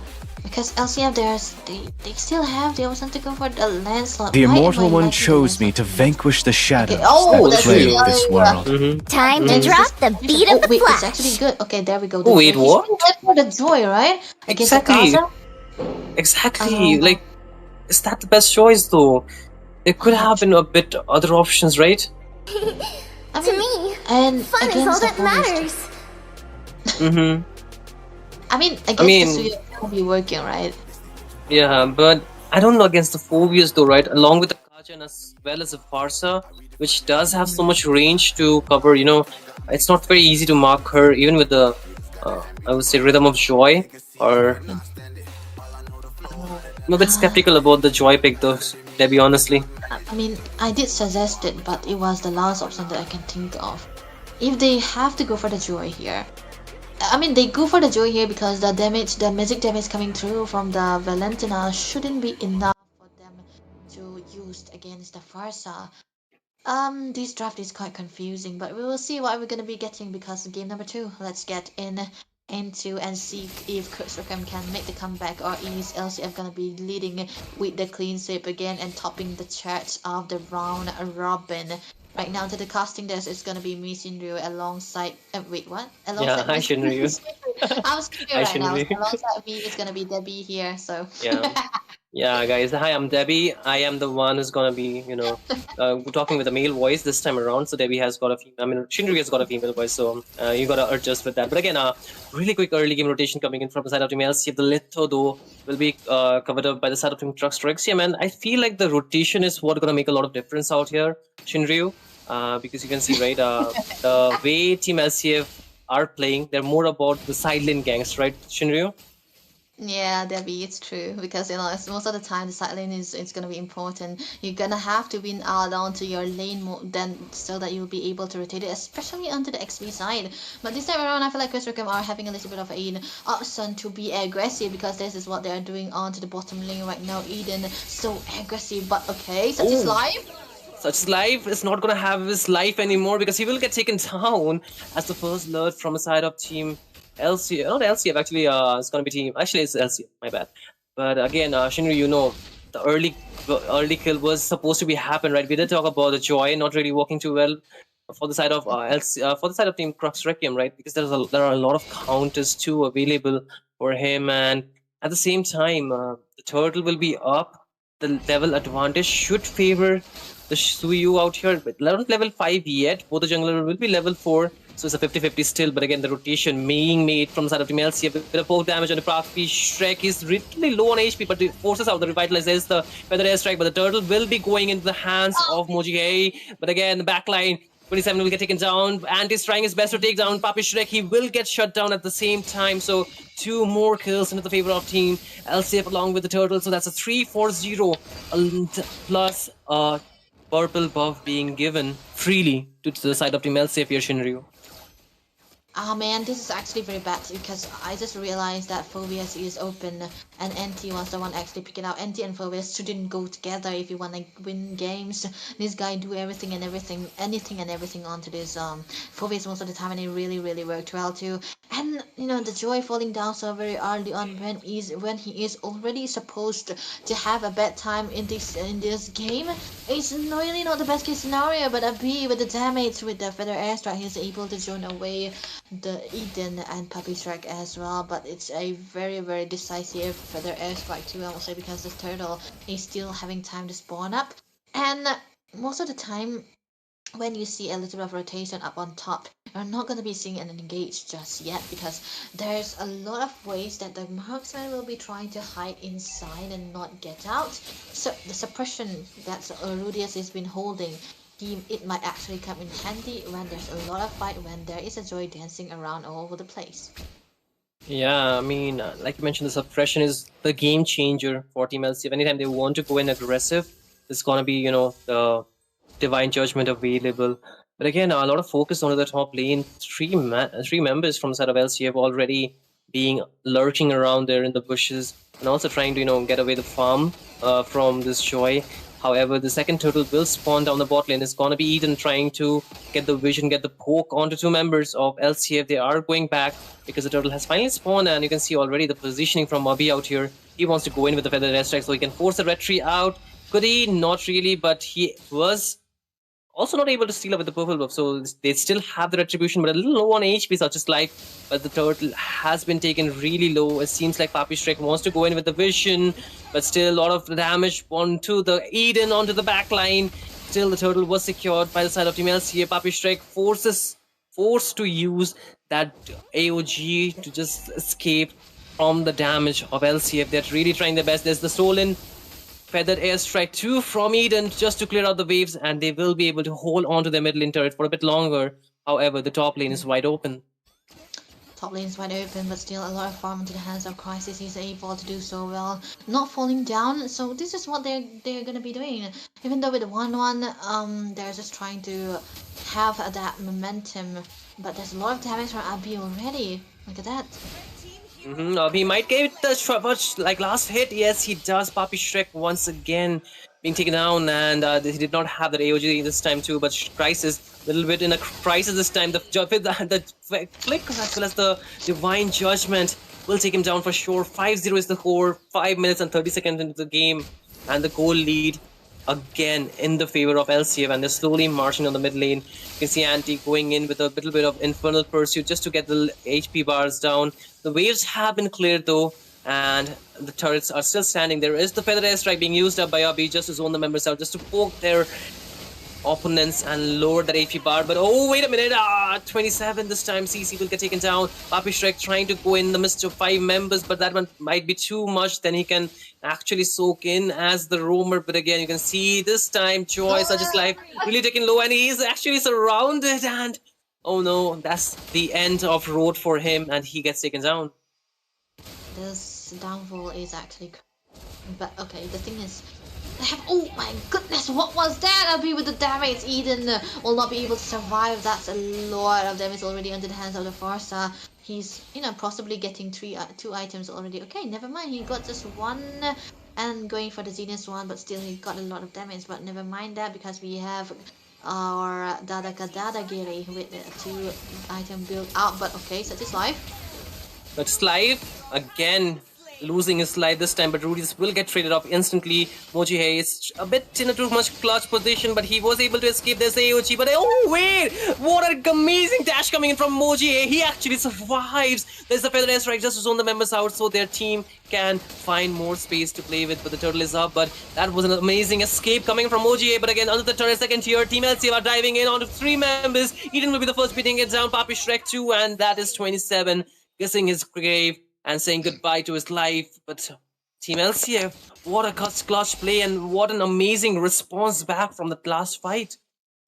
That was a great response. It's Ramen keeps doing this. He's so good on this hero, man. The Suyo. He's been actively picking this even though it's out of the meta. And maybe this guy is the only one who plays the non-meta heroes, like the Lucas, like this Suyo here as well. Wait, yeah, Van Satoru also played this hero, but never mind that because we now see there's a lot of pressure already building up by LCF. They are taking the turtle again, not waiting for the Lord just yet because they need to have that snowball more. They want that goal lead to be insufferable, and this is exactly what our CRUX are suffering on. There's no damage that they have to be able to take down AP as well. There's nothing that they could do. There's a lot of steals into the jungle as well. No electrifying beats will be enough to take down the backlines on the side of LCF anymore because look at that Eden.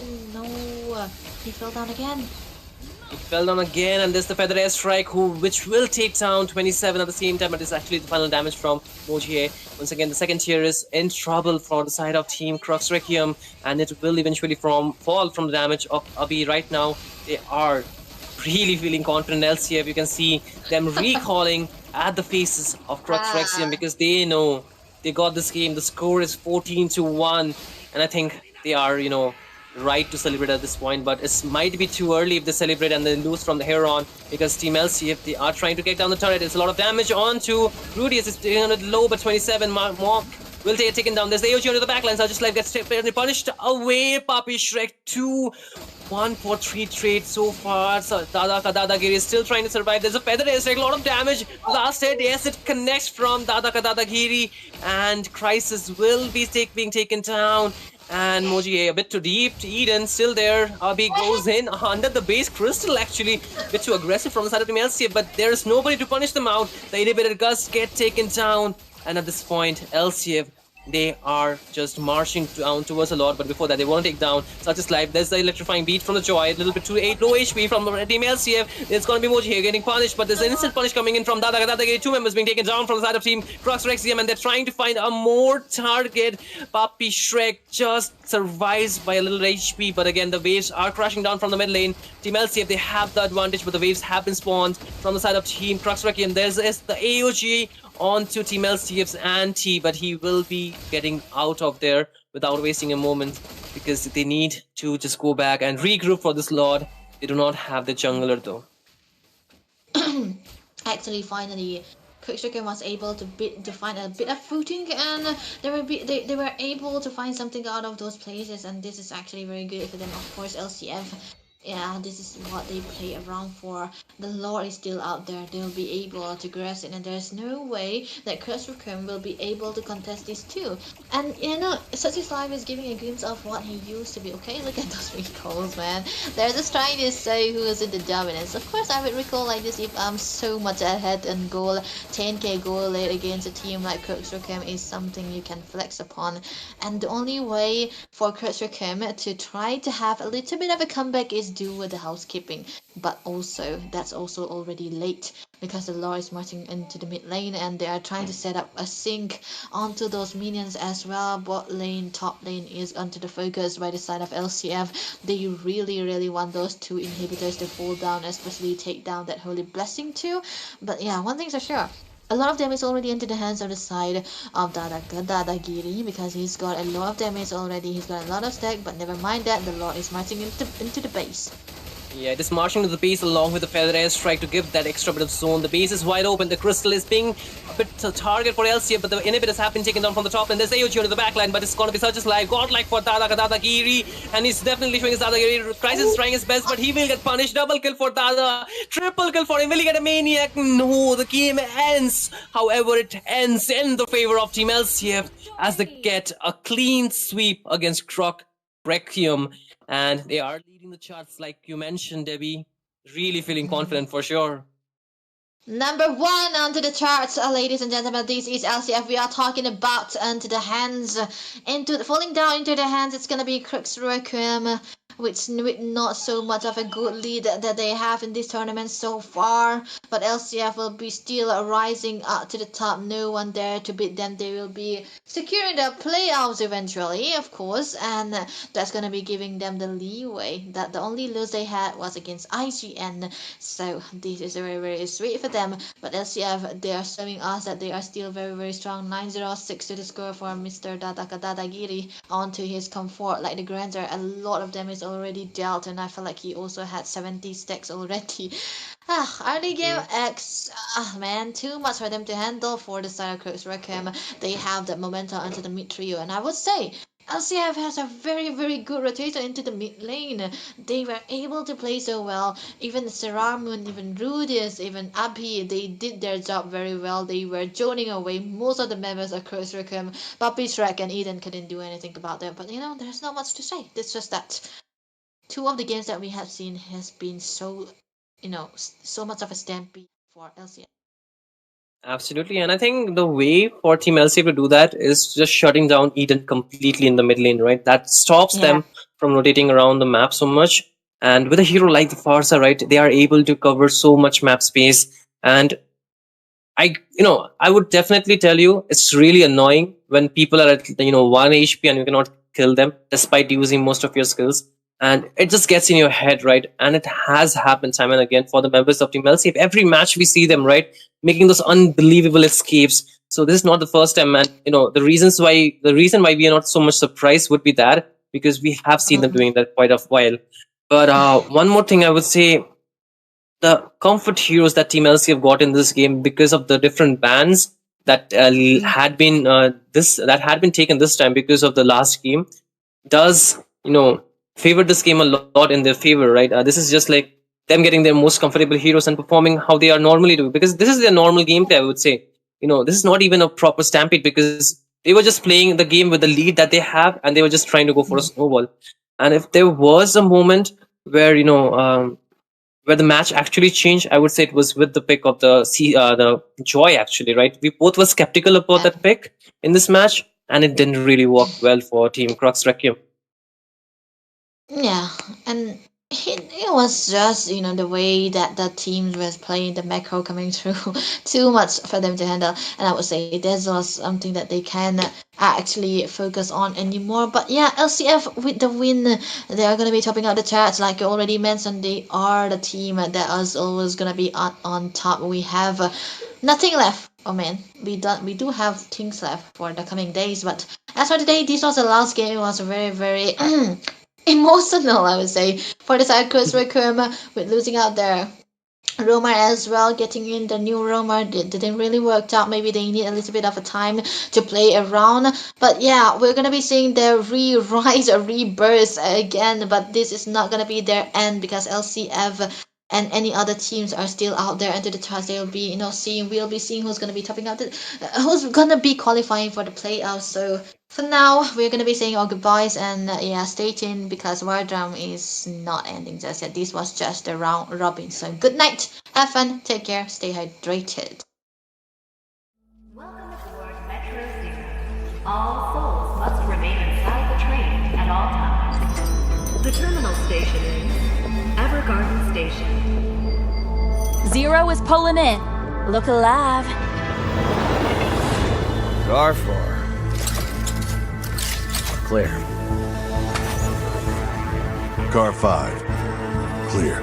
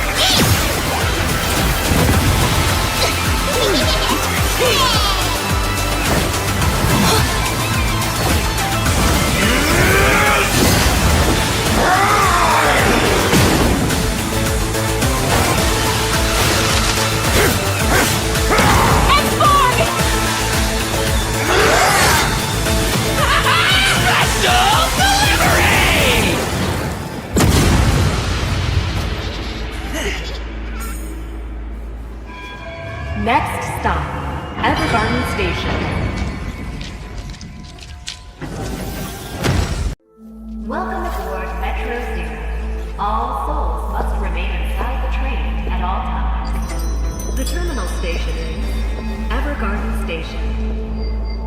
Zero is pulling in. Look alive. Car 4. Clear. Car 5. Clear.